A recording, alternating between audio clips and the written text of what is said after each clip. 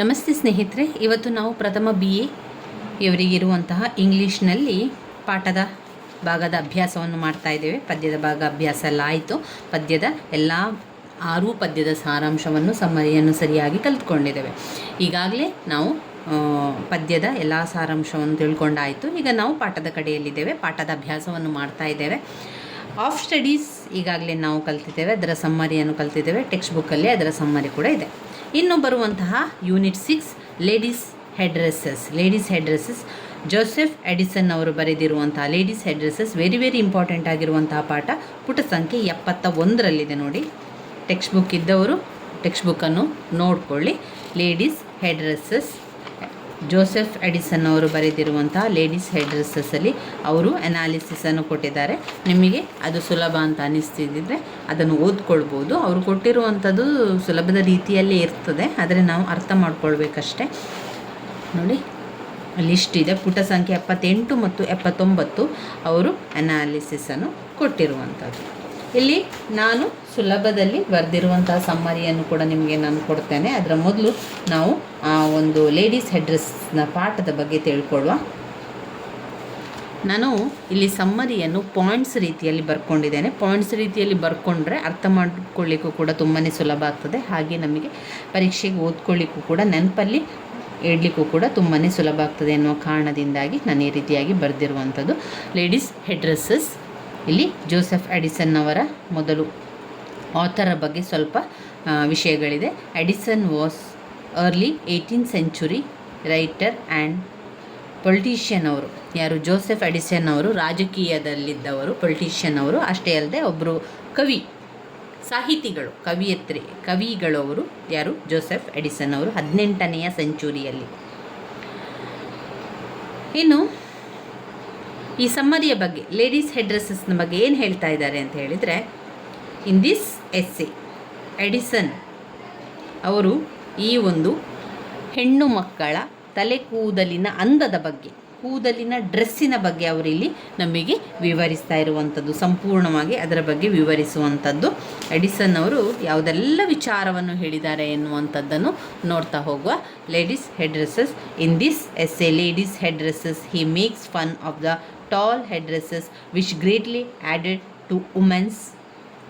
ಇಲ್ಲಿ ladies head dresses ಮೊದಲ ಪಾಯಿಂಟ್ಸಲ್ಲಿ, ಪಾಠದ ಆರಂಭದಲ್ಲಿ ನಮ್ಮ ಲೇಖಕರು ಜೋಸೆಫ್ ಎಡಿಸನ್ ಅವರು ಮಹಿಳೆಯರ ಉದ್ದವಾದ ಕೂದಲಿನ ಒಂದು ಡ್ರೆಸ್ ಮಾಡುವಂಥದ್ದು, ಟಾಲ್ ಹೆಡ್ ಡ್ರೆಸ್ಸಸ್, ದೊಡ್ಡದಾದಂತಹ ಒಂದು ಹೆಡ್ ಡ್ರೆಸ್ಸಸ್ನ ಬಗ್ಗೆ ಹೇಳುವಂಥದ್ದನ್ನು, ಫನ್ ಮಾಡುವಂಥದ್ದನ್ನು, ಅದನ್ನು ತಮಾಷೆ ರೀತಿಯಲ್ಲಿ ತಿಳಿಸುವಂಥದ್ದನ್ನು ನೋಡ್ಬೋದು.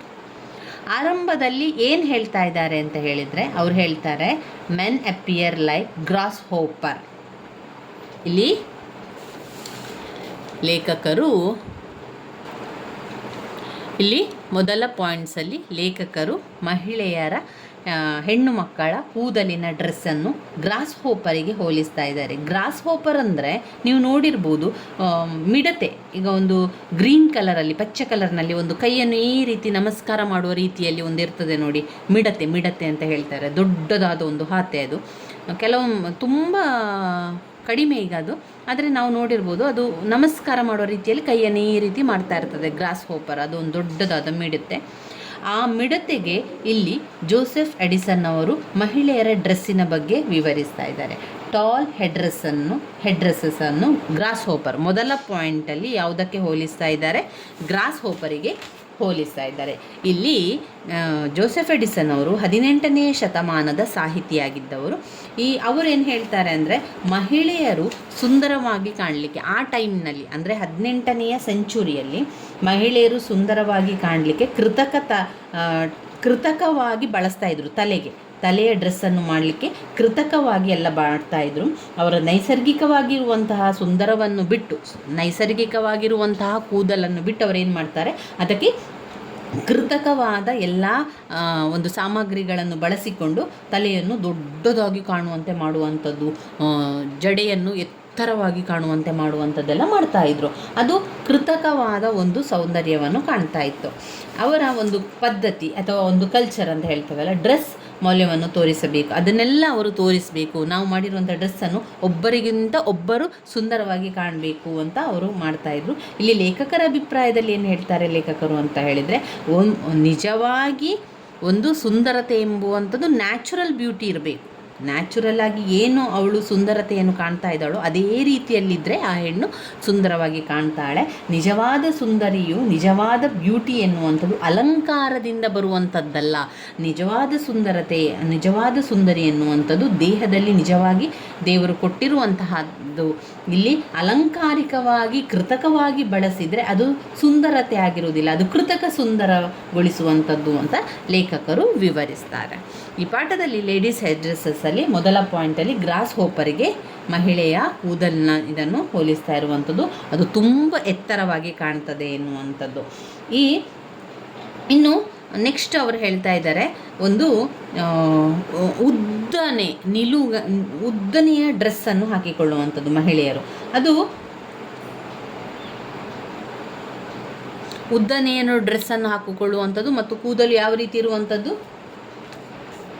ಕೂದಲು ಯಾವ ರೀತಿಯನ್ನು ಮಿಡತೆಯ ರೀತಿಯಲ್ಲಿ, ಗ್ರಾಸ್ ಹೋಪರ್ನ ರೀತಿಯಲ್ಲಿದೆ. ಈ ಗ್ರಾಸ್ ಹೋಪರ್ನ ರೀತಿಯಲ್ಲಿ ಕೂದಲು ಯಾವ ರೀತಿ ಕುತ್ತದಲ್ಲಿ ಎತ್ತರದಲ್ಲಿ ಕಾಣುವಂಥ ರೀತಿಯಲ್ಲಿ ಇರ್ತದೆ, ಗ್ರಾಸ್ ಹೋಪರ್ನ ರೀತಿಯಲ್ಲಿದೆ ಅಂತ ಲೇಖಕರು ವಿವರಿಸ್ತಾ ಇದ್ದಾರೆ. ಈ ಗ್ರಾಸ್ ಹೋಪರ್ನಾಗಿ ಅವರು ಕೂದಲನ್ನು ಮಾಡಿದಾಗ ಕುಳ್ಳಗಿರುವಂತಹ ಹೆಣ್ಣು ಮಕ್ಕಳು ಕೂಡ ಉದ್ದಕ್ಕೆ ಕಾಣ್ತಾರೆ, ಇನ್ನು ಉದ್ದಗಿರುವ ಗಂಡು ಮಕ್ಕಳು ಅವರ ಎದುರಲ್ಲಿ, ಅವರ ನಡುವಿನಲ್ಲಿ ಚಿಕ್ಕದಾಗಿ ಕಾಣ್ತಾರೆ.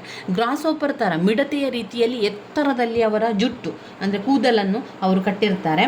ಅದು ಏನಾಗಿರ್ತದೆ ಅಂತ ಹೇಳಿದರೆ ಗ್ರಾಸ್ ಹೋಪರ್ನ ರೀತಿಯಲ್ಲಿ ಕಾಣುವಂತೆ ಮಾಡಿರ್ತಾರೆ. ಅದು 30 ಡಿಗ್ರಿ ರೀತಿಯಲ್ಲಿ ಅವರ ಒಂದು ಡ್ರೆಸ್ ಕೂಡ ಹಾಗೆ ಉದ್ದವಾದ ಡ್ರೆಸ್ಸನ್ನು ಹಾಕಿಕೊಂಡು ಕೂದಲನ್ನು ಮಿಡತೆಯ ರೀತಿಯಲ್ಲಿ ಜುಟ್ಟನ್ನು ಮೇಲೆ ತನಕ ಕಟ್ಟಿಕೊಳ್ಳುವಂಥದ್ದು. ಇದು 30 ಡಿಗ್ರಿಯಲ್ಲಿರುವಂತೆ ಇರ್ತದೆ. ಅದು 2ನೇ ಪಾಯಿಂಟ್ಸ್ಗೆ ಹಾಕಿ ನಂತರ 3ನೇ ಪಾಯಿಂಟ್ಸ್ನಲ್ಲಿ ಅವರು ಹೇಳ್ತಾ ಇದ್ದಾರೆ, with these head dresses women look nearly 7 feet high and without them they are shrunk and dwarfed. ಅವರು ಗಿಡ್ಡಗೆ, ಈಗ ಒಂದು ಹೆಣ್ಣು ಮಕ್ಕಳು ಗಿಡ್ಡಗಿದ್ದರೆ, ಕುಳ್ಳಗಿದ್ದರೆ ಆ ಒಂದು ಹೆಡ್ ಡ್ರೆಸ್ಸಲ್ಲಿ ಅವ್ರಿಗೆ ಕುಳ್ಳರು ಗಿಡ್ಡರು ಅಂತ ಗೊತ್ತಾಗೋದಿಲ್ಲ. 7 feet ಹೈಟಿನಷ್ಟು ಅಷ್ಟು 7 ಇಂಚಿನಷ್ಟು ಎತ್ತರಕ್ಕೆ ಅವರು ಹೋಗ್ತಾರೆ. ಯಾಕಂದರೆ ಅದು ಮಿಡತೆಯ ರೀತಿಯಲ್ಲಿ ಇಷ್ಟು ಉದ್ದ ಇರ್ತದೆ ನೋಡಿ ಅದರ ಜುಟ್ಟು, ಅವರ ಕೂದಲಿನ ಜುಟ್ಟು ಇಷ್ಟು ಉದ್ದಾದಾಗ ಅವರ ಉದ್ದ ಕೂಡ ಹೆಚ್ಚಾಗ್ತದಲ್ವಾ. ಆಗ ಚಿಕ್ಕದಾಗಿರುವಂಥವರು, ಕುಳ್ಳಗಿರುವಂಥವರು, ಗಿಡ್ಡಗಿರುವಂಥದ್ದು ಅವರೇನಾಗಿರ್ತಾರೆ ಡ್ರಾಫ್ಡ್ ಅಂದರೆ ಕುಳ್ಳಗಿರುವಂಥವರೆಲ್ಲ ಏನಾಗ್ತದೆ ತುಂಬ ಎತ್ತರವಾಗಿ ಕಾಣ್ತಾರೆ ಅಂತ 3ನೇ ಪಾಯಿಂಟ್ಸಲ್ಲಿ ಹೇಳ್ತಾರೆ.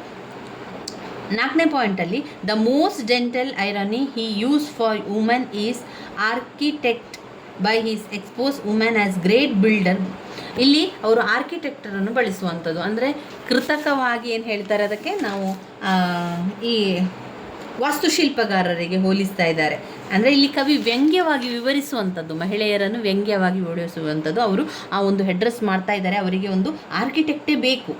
ಆರ್ಕಿಟೆಕ್ಟ್ ಅಂದರೆ ವಾಸ್ತುಶಿಲ್ಪಿಯೇ ಬೇಕು, ಆಗ ಮಾತ್ರ ಅವರಿಗೆ ಆ ರೀತಿಯಾಗಿ ಮಾಡಲಿಕ್ಕೆ ಸಾಧ್ಯ ಅಂತ ಇಲ್ಲಿ ಲೇಖಕರು ವ್ಯಂಗ್ಯವಾಗಿ ಮಹಿಳೆಯರಿಗೆ ಹೇಳುವಂಥದ್ದು. But he want women to be an ಆರ್ಕಿಟೆಕ್ಟರಲ್ಲಿ 4ನೇ ಪಾಯಿಂಟ್ಸಲ್ಲಿ ತಗೊಳ್ಳಿ. 5ನೇ ಪಾಯಿಂಟಲ್ಲಿ ನಾವು ಏನು ತಗೊಳ್ಳಿ ಅಂದರೆ,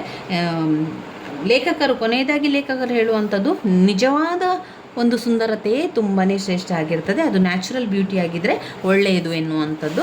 ನ್ಯಾಚುರಲ್ ಬ್ಯೂಟಿ ಆಗಿದ್ದರೆ ಸುಂದರತೆಯಲ್ಲಿ ಕಾಣುವಂಥದ್ದು. ಎಷ್ಟು ವಾಸ್ತುಶಿಲ್ಪಗಾರರಿದ್ದರೂ ಕೂಡ ಅದು ನೈಜತೆ ಅಂತ ಕಾಣುವುದಿಲ್ಲ.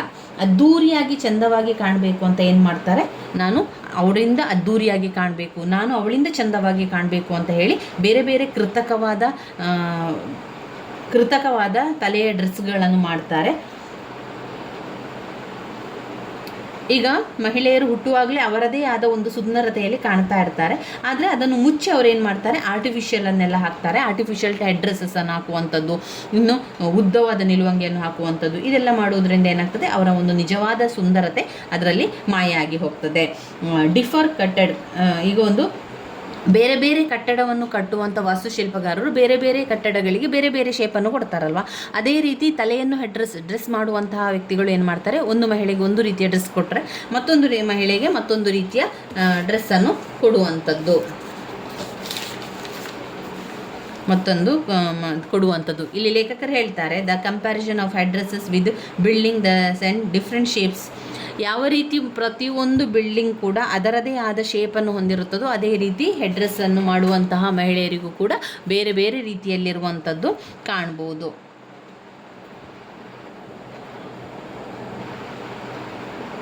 ಇನ್ನು ಅವರು ಹೇಳ್ತಾರೆ, ದೈತ್ಯಾಕಾರವಾಗಿ ಕಾಣುವಂಥದ್ದು, ಮಹಿಳೆಯರು ಕುಳ್ಳಗಿದ್ದರೂ ಚಿಕ್ಕದಿದ್ದರೂ ಕೂಡ ದೈತ್ಯಾಕಾರವಾಗಿ ಕಾಣುವಂಥದ್ದು ಈ ಹೆಡ್ ಡ್ರೆಸ್ಸಿನಿಂದಾಗಿ ಕಾಣುವಂಥದ್ದು.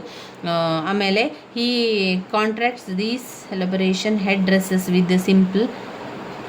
ಆದರೆ ಯಾವಾಗ ಮಹಿಳೆ ಸುಂದರವಾಗಿ ನ್ಯಾಚುರಲ್ ಆಗಿದ್ದರೆ ಮಾತ್ರ ಮಹಿಳೆ ಸುಂದರತೆಯನ್ನು ಕಾಣುವಂಥದ್ದು. ನ್ಯಾಚುರಲ್ ಆಗಿದ್ದರೆ ಅದುವೇ ನಿಜವಾದ ಬ್ಯೂಟಿ ಅಂತ ಅವಳಿಗೆ ಗೊತ್ತಿಲ್ಲ. ಅವಳು ಏನು ಮಾಡ್ತಾ ಇದ್ದಾಳೆ, ಅದನ್ನು ಕೃತಕವಾಗಿ ಮಾಡಿಕೊಂಡು ಕೃತಕವಾಗಿ ಬಳಸೋದ್ರಿಂದ ಅದು ಅದ್ಭುತವಾಗಿ ಕಾಣುವುದಿಲ್ಲ ಎನ್ನುವಂಥದ್ದು. ಮತ್ತೊಂದು ಲೇಖಕರು ಹೇಳ್ತಾರೆ ಇಲ್ಲಿ, ಆಫ್ರಿಕಾದ ಬುಡಕಟ್ಟು ಜನಾಂಗದವರು ಗೊತ್ತಿದೆಯಲ್ಲ, ಆಫ್ರಿಕಾದ ಬುಡಕಟ್ಟು ಜನಾಂಗದ ಕುಳ್ಳಗರು ಅವರು, ಅಂದರೆ ಡ್ರಾಫ್ಟ್ ಆಗಿರುವಂಥ ವ್ಯಕ್ತಿಗಳು, ಅವರು ಈ ಡ್ರೆಸ್ಸನ್ನು ಹಾಕಿ ಆ ಒಂದು ರೀತಿಯ ಗ್ರಾಸ್ ಹೋಪರ್ ರೀತಿಯಲ್ಲಿ ಹೆಡ್ ಡ್ರೆಸ್ಸನ್ನು ಮಾಡಿಕೊಂಡ್ರೆ ಎತ್ತರವಾಗಿ ಕಾಣ್ತಾರೆ, ದೈತ್ಯಾಕಾರವಾಗಿ ಕಾಣ್ತಾರೆ. ಅದ್ಭುತ ಅಲಂಕಾರದ ಬದಲು ಏನು ಮಾಡ್ತಾರೆ, ನ್ಯಾಚುರಲ್ ಆಗಿದ್ದರೆ ಅದು ಚಂದ, ಇಲ್ಲಂತಾದರೆ ಅದು ಚಂದ ಇಲ್ಲ ಅಂತ ಲೇಖಕರು ಕಿವಿ ಮಾತನ್ನು ಕೂಡ ಹೇಳ್ತಾರೆ. ಒಬ್ಬ ಅದ್ಭುತ ಸನ್ಯಾಸಿ ಥಾಮಸ್ ಕನೆಕ್ಟ್ ಟೀಕೆ ಮಾಡ್ತಾರೆ. ಲೇಡೀಸ್ ಹೆಡ್ ಡ್ರೆಸ್ಸಸ್ ಟೀಕೆ ಮಾಡಿ ಏನು ಹೇಳ್ತಾರೆ ಅಂದರೆ ಕಿವಿ ಮಾತನ್ನು ಕೂಡ ಹೇಳ್ತಾರೆ. ಒಬ್ಬ ಸನ್ಯಾಸಿ ಲೇಡೀಸ್ ಹೆಡ್ ಡ್ರೆಸ್ಸಸ್ ಬಗ್ಗೆ ಟೀಕೆಯನ್ನು ಮಾಡ್ತಾರೆ, ಹಾಗೆ ಕಿವಿ ಮಾತನ್ನು ಕೂಡ ಮಹಿಳೆಯರಿಗೆ ಹೇಳ್ತಾರೆ. ಮಹಿಳೆಯರು ಅದಕ್ಕೆ ಮನ್ನಣೆಯನ್ನು ಕೊಡ್ತಾರೆ. ಅಷ್ಟೇ ಅಲ್ಲದೆ ಏನು ಮಾಡ್ತಾರೆ, ಸನ್ಯಾಸಿ ಒಂದು ದಿವಸ ಅಲ್ಲಿಗೆ ಸನ್ಯಾಸಿ ಬರ್ತಾರೆ. ಸನ್ಯಾಸಿ ಬಂದು ಹೇಳ್ತಾರೆ, ಈ ರೀತಿಯಾಗಿ ಮಾಡಬೇಡಿ, ಈ ರೀತಿಯಾಗಿ ಮಾಡಿದರೆ ಅದು ನ್ಯಾಚುರಲ್ ಬ್ಯೂಟಿ ಅಂತ ಕಾಣೋದಿಲ್ಲ, ಇದು ಕೃತಕವಾಗಿ ಕಾಣುತ್ತದೆ. ನಿಜವಾದ ಸುಂದರತೆ, ನಿಮ್ಮ ನಿಜವಾದ ಒಂದು ಸುಂದರತೆ ಎನ್ನುವುದು ಕೃತಕ ಅಲ್ಲ, ಅದು ನೈಜವಾಗಿರುವಂಥದ್ದು ಅಂತ ಹೇಳ್ತಾರೆ. ಅದಕ್ಕೆ ಮಹಿಳೆಯರೆಲ್ಲ ಒಪ್ಪಿಕೊಳ್ತಾರೆ. ನಂತರ ಏನು ಮಾಡ್ತಾರೆ, ಎಲ್ಲ ವಿಚಾರಗಳನ್ನು ಅಥವಾ ಎಲ್ಲ ಒಂದು ಕೃತಕವಾಗಿರುವಂಥದ್ದನ್ನು ಗುಡ್ಡೆ ಹಾಕಿ ಬೆಂಕಿ ಹಾಕಿ ಸುಡುತ್ತಾರೆ. ಇನ್ನು ಕೆಲವರು ಆ ಸನ್ಯಾಸಿ ಹೇಳಿದಂಥ ಮಾತುಗಳನ್ನು ಒಪ್ಕೊಳ್ತಾರೆ ಮತ್ತು ಬದಲಾವಣೆಯನ್ನು ಬಯಸ್ತಾರೆ. ಆಮೇಲೆ ಕೆಲವರು ಏನು ಮಾಡ್ತಾರೆ, ತಮ್ಮ ಕೃತಕವಾಗಿರುವಂಥ ಸುಂದರತೆಯಲ್ಲಿ ಎಲ್ಲವನ್ನು ಕೂಡ ಮಾಡ್ತಾರೆ. ಆದರೆ ಇನ್ನು ಕೆಲವರು ಏನು ಮಾಡ್ತಾರೆ, ಅವರು ಹೇಳಿದ್ದು ಅವರ ಪಾಡಿಗೆ ಇರ್ತದೆ, ಒಂದು ಕಿವಿಯಲ್ಲಿ ಕೇಳಿ ಮತ್ತೊಂದು ಕಿವಿಯಲ್ಲಿ ಬಿಟ್ಟು ಅವರು ಏನು ಮಾಡ್ತಾರೆ, ಅದನ್ನು ಅವರಿಗೆ ಬೇಕಾದ ರೀತಿಯಲ್ಲಿ ಹೆಡ್ ಡ್ರೆಸ್ಸನ್ನು ಮಾಡಿಕೊಳ್ತಾರೆ. ತುಂಬ ಎತ್ತರವಾದ ಹೆಡ್ ಡ್ರೆಸ್ಸಸ್, ತುಂಬ ಅಗಲವಾದ ಹೆಡ್ ಡ್ರೆಸ್ಸಸ್, ತುಂಬ ಬಾಗಿರುವಂಥದ್ದು, ಆ ರೀತಿಯಾಗೆಲ್ಲ ಮಾಡ್ತಾರೆ. ಕೆಲವರು ತಮ್ಮ ಆ ಒಂದು ಡ್ರೆಸ್ ಮಾಡಿಕೊಳ್ಳುವಂಥದ್ದನ್ನು ಮುಂದುವರಿಸ್ತಾರೆ. ಇನ್ನು ಕೆಲವರು ಸನ್ಯಾಸಿ ಹೇಳಿದ ಮಾತಿಗೆ ಆ ಡ್ರೆಸ್ ಮಾಡುವುದನ್ನು ನಿಲ್ಲಿಸ್ತಾರೆ. ಕೆಲವು ಶ್ರೀಮಂತ ವರ್ಗದ ಮಹಿಳೆಯರು ಅದನ್ನು ಬಿಡಲಿಲ್ಲ, ತುಂಬ ದುಂದುವೆಚ್ಚವನ್ನು ಮಾಡಿ ಹೆಡ್ ಡ್ರೆಸ್ಸನ್ನು ಮಾಡ್ಕೊಳ್ತಾನೆ ಇದ್ದರು. ಈ ಪ್ರಕೃತಿಯ ಪ್ರತಿಯೊಬ್ಬ ಮಹಿಳೆಗೂ ಕೂಡ ಸುಂದರತೆಯನ್ನು ಆ ಪ್ರಕೃತಿ ಕೊಟ್ಟಿದ್ದಾರೆ. ಆ ತಲೆ ತುಂಬ ಒಂದು ಏನು ಮಾಡ್ತಾರೆ, ಕೂದಲಿರುವಂಥದ್ದು, ಹುಬ್ಬು, ಕಣ್ಣಿನ ಹೊಳಪು, ನ್ಯಾಚುರಲ್ ಬ್ಯೂಟಿ ಇದೆಯಲ್ಲ, ಅದನ್ನು ಬದಲಾವಣೆಯನ್ನು ಮಾಡದೆ ಯಾವ ರೀತಿ ಇರ್ತದೆ ಅದೇ ರೀತಿಯಲ್ಲಿ ಇದ್ದರೆ ಅದು ಆ ಒಂದು ನಿಜವಾದ ಸುಂದರತೆ ಎದ್ದು ಕಾಣ್ತದೆ. ಇಲ್ಲಾಂತಾದರೆ ಕೃತಕವಾಗಿ ಎಲ್ಲೇ ಕಾಣುವಂಥದ್ದು ಅಂತ. ಆರ್ಟಿಫಿಷಿಯಲ್ ಬೇಡ, ಯಾವಾಗಲೂ ನ್ಯಾಚುರಲ್ ಬ್ಯೂಟಿ ಬೇಕು ಅಂತ ಹೇಳಿ ಲೇಖಕರ ಅಭಿಪ್ರಾಯ ಆಗಿದೆ. ಲೇಖಕರು ಅದನ್ನೇ ಕೂಡ ಹೇಳ್ತಾರೆ, ನ್ಯಾಚುರಲ್ ಬ್ಯೂಟಿ ಬೇಕು ಅಂತ. Edison attacks the whole class of fashion-loving ways and flirtatious women who were in the upper cadre of the society. Thus, Edison portrays face women through gently.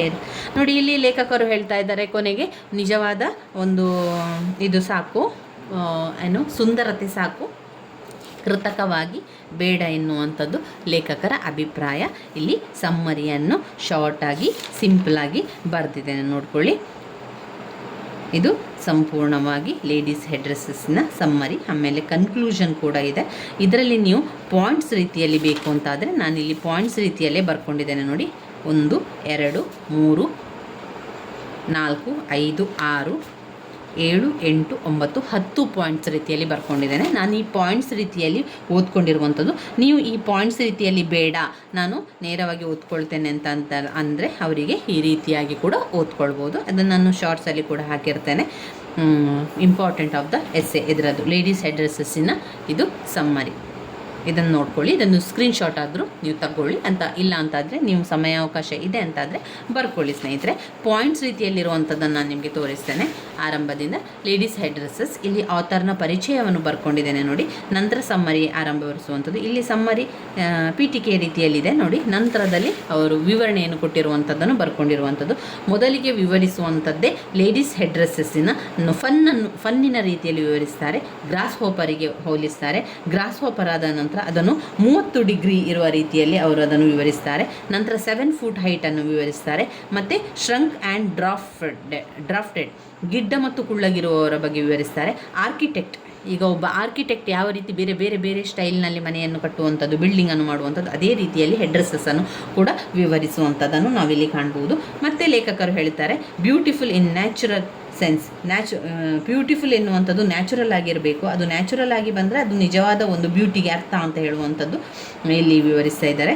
ನಂತರ ಅವರು ಹೇಳ್ತಾರೆ ಲೇಡೀಸ್ ಹೆಡ್ ಡ್ರೆಸ್ಸಸ್ ಅವರವರಿಗೆ ತಿಳ್ಕೊಳ್ಬೇಕು, ಅವರು ಅದನ್ನು ಯೋಚನೆ ಮಾಡಬೇಕು. ಈಗ ಆಫ್ರಿಕಾದ ಮಹಿಳೆಯರು ಕುಳ್ಳಗಿರ್ತಾರೆ, ಚಿಕ್ಕದಿರ್ತಾರೆ, ಆಗ ಅವ್ರು ಏನು ಮಾಡ್ತಾರೆ, ಆ ಹೆಡ್ ಡ್ರೆಸ್ಸನ್ನು ಮಾಡಿಕೊಂಡ್ರೆ ಉದ್ದದಾಗಿ ಕಾಣ್ತಾರೆ ಎನ್ನುವಂತಹ ಒಂದು ಕಾರಣದಿಂದಾಗಿ ಅವರು ಮಾಡ್ತಾರೆ ಅಂತ ಬರೆಯುವಂಥದ್ದು. ಮತ್ತು ಒಬ್ಬ ಸನ್ಯಾಸಿ ಬರುವಂಥದ್ದು. ಸನ್ಯಾಸಿ ಎಲ್ಲರಿಗೂ ಹೇಳಿಕೊಡ್ತಾನೆ ಸಂಸ್ಕೃತಿ, ನಮ್ಮ ಒಂದು ಪದ್ಧತಿಯ ಪ್ರಕಾರ ನಾವೇನು ಮಾಡಬೇಕು, ನಮ್ಮ ನಿಜವಾದ ಸುಂದರತೆಯನ್ನು ತೋರಿಸಬೇಕು, ನಮ್ಮ ನ್ಯಾಚುರಲ್ ಬ್ಯೂಟಿ ಇರಬೇಕು, ಈ ರೀತಿಯ ಕೃತಕವಾಗಿ ಬಳಸಬಾರದು ಅಂತ ಹೇಳಿದ್ದಕ್ಕೆ ಎಲ್ಲ ಮಹಿಳೆಯರು ಒಪ್ಪಿಕೊಳ್ತಾರೆ. ಅದರಲ್ಲಿ ಕೆಲವರು ಮಹಿಳೆಯರು ಅದನ್ನು ಪಾಲಿಸ್ತಾರೆ, ಇನ್ನು ಕೆಲವರು ಅದನ್ನು ಪಾಲಿಸುವುದಿಲ್ಲ. ಕೆಲವರೆಲ್ಲ ಆ ಒಂದು ಎಲ್ಲ ವಿಚಾರಗಳನ್ನು ಗುಡ್ಡೆ ಹಾಕಿ ಅದಕ್ಕೆ ಬೆಂಕಿಯನ್ನು ಹಾಕಿ ಸುಡ್ತಾರೆ. ಇನ್ನು ಕೆಲವು ಮಹಿಳೆಯರು, ಶ್ರೀಮಂತ ಮಹಿಳೆಯರು ಏನು ಮಾಡ್ತಾರೆ, ಅವರ ಒಂದು ಕೆಲಸವನ್ನು ಮುಂದುವರಿಸ್ತಾರೆ, ಅವರಿಗೆ ಬೇಕಾದ ರೀತಿಯಲ್ಲಿ ಹೆಡ್ ಡ್ರೆಸ್ಸನ್ನು ಮಾಡ್ತಾರೆ ಮತ್ತು ಹೆಚ್ಚು ಡ್ರೆಸ್ಸನ್ನು ಮಾಡ್ತಾರೆ.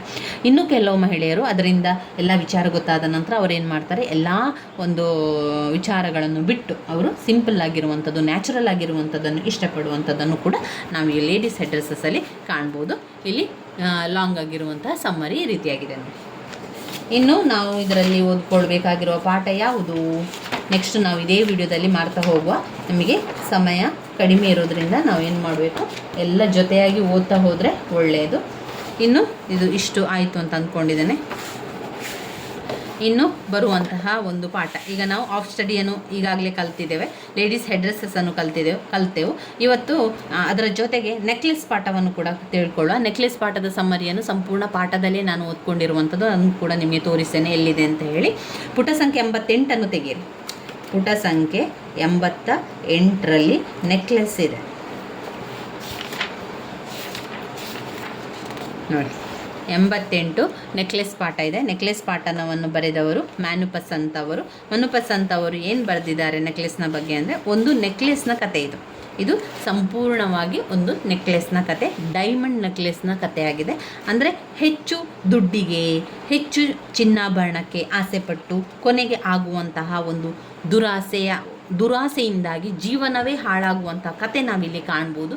ಈ ಒಂದು ಕಥೆಯಲ್ಲಿ ಮಟಿಲ್ಡಾ ಲಾಯ್ಸೆಲ್ ಎನ್ನುವಂಥ ದುರಾಸೆಯ ಗುಣವನ್ನು ಹೊಂದಿರುವಂತಹ ಮಹಿಳೆ ತನ್ನ ಒಂದು ದುರಾಸೆಯಿಂದಾಗಿ ತನ್ನ ಜೀವನವೇ 20 ವರ್ಷ ತನ್ನ ಜೀವನವನ್ನು ಹಾಳು ಮಾಡಿಕೊಳ್ಳುವಂಥದ್ದು, 20 ವರ್ಷ ಸಫರ್ ಆಗುವಂಥದ್ದು, ನೊಂದುಕೊಳ್ಳುವಂಥದ್ದನ್ನು ಕಾಣ್ಬೋದು. ಪುಟ ಸಂಖ್ಯೆ 94 ಮತ್ತು 95ರಲ್ಲಿ ಸಂಪೂರ್ಣ ಸಾರಾಂಶ ಇದೆ. ತುಂಬ ಸುಲಭವಾಗಿ ಆ ಸಾರಾಂಶವನ್ನು ಕೊಟ್ಟಿದ್ದಾರೆ ನಮಗೆ, ನಾವು ಅದನ್ನೇ ಓದ್ಕೊಂಡ್ರೆ ಆಯಿತು. ಇದನ್ನು ನಾನು ಟೆಕ್ಸ್ಟ್ ಬುಕ್ಕಲ್ಲೇ ಓದ್ಕೊಂಡಿರುವಂಥದ್ದು. ನಿಮಗೆ ಒಂದು ವೇಳೆ ಟೆಕ್ಸ್ಟ್ ಬುಕ್ ಇಲ್ಲ ಅಂತಾದರೆ ಸ್ಕ್ರೀನ್ಶಾಟ್ ಅಂತ ತಗೊಳ್ಳಿ, ಇಲ್ಲ ಅಂತಾದರೆ ನೀವೇನು ಮಾಡಿ ಬರ್ಕೊಳ್ಳಿ ಸ್ನೇಹಿತರೆ. ಇದರಲ್ಲಿ ಚೆನ್ನಾಗಿ ಕಾಣ್ತದೆ ಅಂತ ಅಂದ್ಕೊಂಡಿದ್ದೇನೆ, ಬರ್ಕೊಳ್ಳಿ. ಹಾಗೆಯೇ ನೀವು ಈ ಒಂದು ನೆಕ್ಲೆಸ್ ಎನ್ನುವಂತಹ ಪಾಠ ತುಂಬ ಅದ್ಭುತವಾದಂಥ ಒಂದು ಕತೆ ಪಾಠ ಆಗಿದೆ. ದುರಾಸೆಯ ಆ ದುರಾಸೆಯಿಂದಾಗಿ ಅವಳ ಜೀವನ ಅವಳ ಕೈಯಾರೆ ಹಾಳು ಮಾಡಿಕೊಳ್ಳುವಂಥದ್ದು, 20 ವರ್ಷಗಳ ಕಾಲ ಆ ಒಂದು ನೋವನ್ನು ಅನುಭವಿಸುವಂಥದ್ದು, ಇದೆಲ್ಲ ಕೂಡ ಈ ಒಂದು ನೆಕ್ಲೆಸ್ ಎನ್ನುವಂಥ ಕಥೆಯಲ್ಲಿ ನಾವು ಕಾಣಬಹುದು. ಬನ್ನಿ ಈ ಪಾಠದ ಕಡೆಗೆ ಹೋಗುವ. ನೆಕ್ಲೆಸ್ ಎನ್ನುವಂತಹ ಒಂದು ಪಾಠದಲ್ಲಿ ಈ ಒಂದು ಪಾಠದ ನಾಯಕಿ ಮಟಿಲ್ಡಾ ಲಾಯ್ಸೆಲ್ ಎನ್ನುವಂತಹ ಮಹಿಳೆ ಈ ಒಂದು ಪಾತ್ರದ ಮುಖ್ಯ ಪಾತ್ರವನ್ನು ವಹಿಸುವಂಥವಳು, ಅಂದರೆ ಹೀರೋಯಿನ್ ಅಂತಲೇ ಹೇಳ್ಬೋದು. ಮಟಿಲ್ಡಾ ಲಾಯ್ಸೆಲ್ ತುಂಬಾ ದುರಾಸೆಯ ಗುಣವನ್ನು ಹೊಂದಿರುವಂತಹ ಈ ಮಹಿಳೆ ತುಂಬ ಅದ್ಭುತವಾಗಿರ್ತಾಳೆ, ಬ್ಯೂಟಿಫುಲ್ ಆಗಿರ್ತಾಳೆ, ತುಂಬಾ ಪ್ರಿಟಿಯಾಗಿರ್ತಾಳೆ. ತುಂಬಾ ಪ್ರಿಟಿಯಾಗಿರ್ತಾಳೆ, ತುಂಬಾ ಬ್ಯೂಟಿಫುಲ್ ಗರ್ಲ್ ಆಗಿರ್ತಾಳೆ. Matilda and elegant and beautiful girl of the lower middle class is married to the pretty clerk. Matilda Loisel ಒಂದು ಮಿಡಲ್ ಕ್ಲಾಸ್ ಫ್ಯಾಮಿಲಿಯಲ್ಲಿ ಜನಿಸಿದಂತಹ ಹುಡುಗಿ, ತುಂಬಾ ಪ್ರಿಟಿಯಾಗಿದ್ದಂಥ ಹುಡುಗಿ, ತುಂಬಾ ಸುಂದರವಾಗಿ ತುಂಬಾ ಚೆಂದ ಇದ್ದಂತಹ ಹುಡುಗಿ. ಅವಳಿಗೆ ತುಂಬಾ ಆಸೆ ಕನಸುಗಳಿರ್ತದೆ. ನಾನು ರಾಯಲ್ ಆಗಿ ಜೀವನ ಮಾಡಬೇಕು, ಶ್ರೀಮಂತಿಕೆಯ ಬದುಕನ್ನು ಅನುಭವಿಸಬೇಕು, ಶ್ರೀಮಂತೆಯಾಗಿರಬೇಕು, ನಾನು ಆ ಒಂದು ಲಾಯಲ್ಟಿಯಲ್ಲಿ ಬದುಕಬೇಕು ಎನ್ನುವಂಥ ಕನಸನ್ನು ಕಂಡಿರ್ತಾಳೆ. ಯಾರು? ಮಟಿಲ್ಡಾ ಲಾಯ್ಸೆಲ್. ತುಂಬ ದುರಾಸೆಯ ಗುಣವನ್ನು ಕೂಡ ಅವಳು ಹೊಂದಿರ್ತಾಳೆ. ಈ ಮಟಿಲ್ಡಾ ಲಾಯ್ಸೆಲ್ಲಿ ಪ್ರಿಟಿ ಆಗಿರುವಂತಹ ಹುಡುಗನನ್ನು ಮದುವೆ ಆಗ್ತಾಳೆ. ಕ್ಲರ್ಕ್ ಆಗಿರ್ತಾನೆ ಅವನು ಗೌರ್ಮೆಂಟ್ ಎಂಪ್ಲಾಯ್ ಕೂಡ ಆಗಿರ್ತಾನೆ. ಗೌರ್ಮೆಂಟ್ ಎಂಪ್ಲಾಯನ್ನು ಮದುವೆ ಆಗ್ತಾಳೆ. ಈ ಮಟಿಲ್ಡಾ ಲಾಯ್ಸೆಲ್ಲಿಗೆ ಈ ಸ್ಟೋರಿಯಲ್ಲಿ ಇಲ್ಲಿ ಸ್ವಲ್ಪ ಬರ್ಕೊಂಡಿದ್ದೇನೆ ನೋಡಿ. ಮಟಿಲ್ಡಾ ಲಾಯ್ಸೆಲ್ ದುರಾಸೆಯ ಗುಣವನ್ನು ಹೊಂದಿರುವಂತಹ ಮಹಿಳೆ. ಮಟಿಲ್ಡಾ ತುಂಬ ಫ್ರೆಂಡ್ ಫಾರೆಸ್ಟಿಯರ್ ಎನ್ನುವಂತಹ ಮಹಿಳೆ. ಫಾರೆಸ್ಟಿಯರ್ ಮೆಟಿಲ್ಡಾ ಅವಳ ಕ್ಲೋಸ್ ಫ್ರೆಂಡ್ ಆಗಿರ್ತಾಳೆ. ಹಸ್ಬೆಂಡ್ ಯಾರು? ಲಾಯ್ಸೆಲ್. ಅವನು ಕ್ಲರ್ಕ್ ಆಗಿರ್ತಾನೆ, ಪ್ರೆಟಿ ಕ್ಲರ್ಕ್. ಎಲ್ಲಿ? Government office, board of education ಬೋರ್ಡಿನಲ್ಲಿ, ಶಿಕ್ಷಣ ಸಂಸ್ಥೆಯ ಬೋರ್ಡಿನಲ್ಲಿ ಗೌರ್ಮೆಂಟಿನ ಕ್ಲರ್ಕ್ ಆಗಿ ಕೆಲಸವನ್ನು ಮಾಡ್ತಾನೆ. ಗೌರ್ಮೆಂಟ್ ಸಂಬಳ ಬರುವಂಥದ್ದು, ಗೌರ್ಮೆಂಟ್ ಜಾಬಲ್ಲಿರುವಂತಹ ಪ್ರೆಟಿ ಆಗಿರುವಂತಹ ಕ್ಲರ್ಕ್ ಲಾಯ್ಸೆಲ್ಲನ್ನು ಮೆಟಿಲ್ಡಾ ಮದುವೆ ಆಗ್ತಾಳೆ. ದುರಾಸೆಯಿಂದ ಅವಳ ಜೀವನ ಹಾಳಾಗುವಂಥ ಕಥೆಯನ್ನು ನೋಡ್ತಾ ಹೋಗ. ಸರಿ, ಈಗ the necklace is moving story of Young women who, being extremely beautiful and elegant, feels that she is born for the best. Her foolish longing to shine in high society ultimately hands her and her husband in anguish and tribulation. It is brilliant story, short story, brilliant ಆಗಿರುವಂತಹ ಒಂದು short story. Simple in its design and superb in its executions. ಇಲ್ಲಿ ಲೇಖಕರಾದಂತಹ ಮನು ಪಸಂತ್ ಅವರು ತುಂಬ ಅದ್ಭುತವಾದಂಥ ಒಂದು ಕಥೆಯನ್ನು ಬರೆದಿದ್ದಾರೆ. The necklace ಎನ್ನುವಂಥ ಕತೆ ಅರ್ಥ ಮಾಡ್ಕೊಳ್ಳಿ, ಸಿಂಪಲ್ಲಾಗಿ ಸರಳವಾಗಿ ಹೇಳ್ತಾ ಹೋಗ್ತಾನೆ.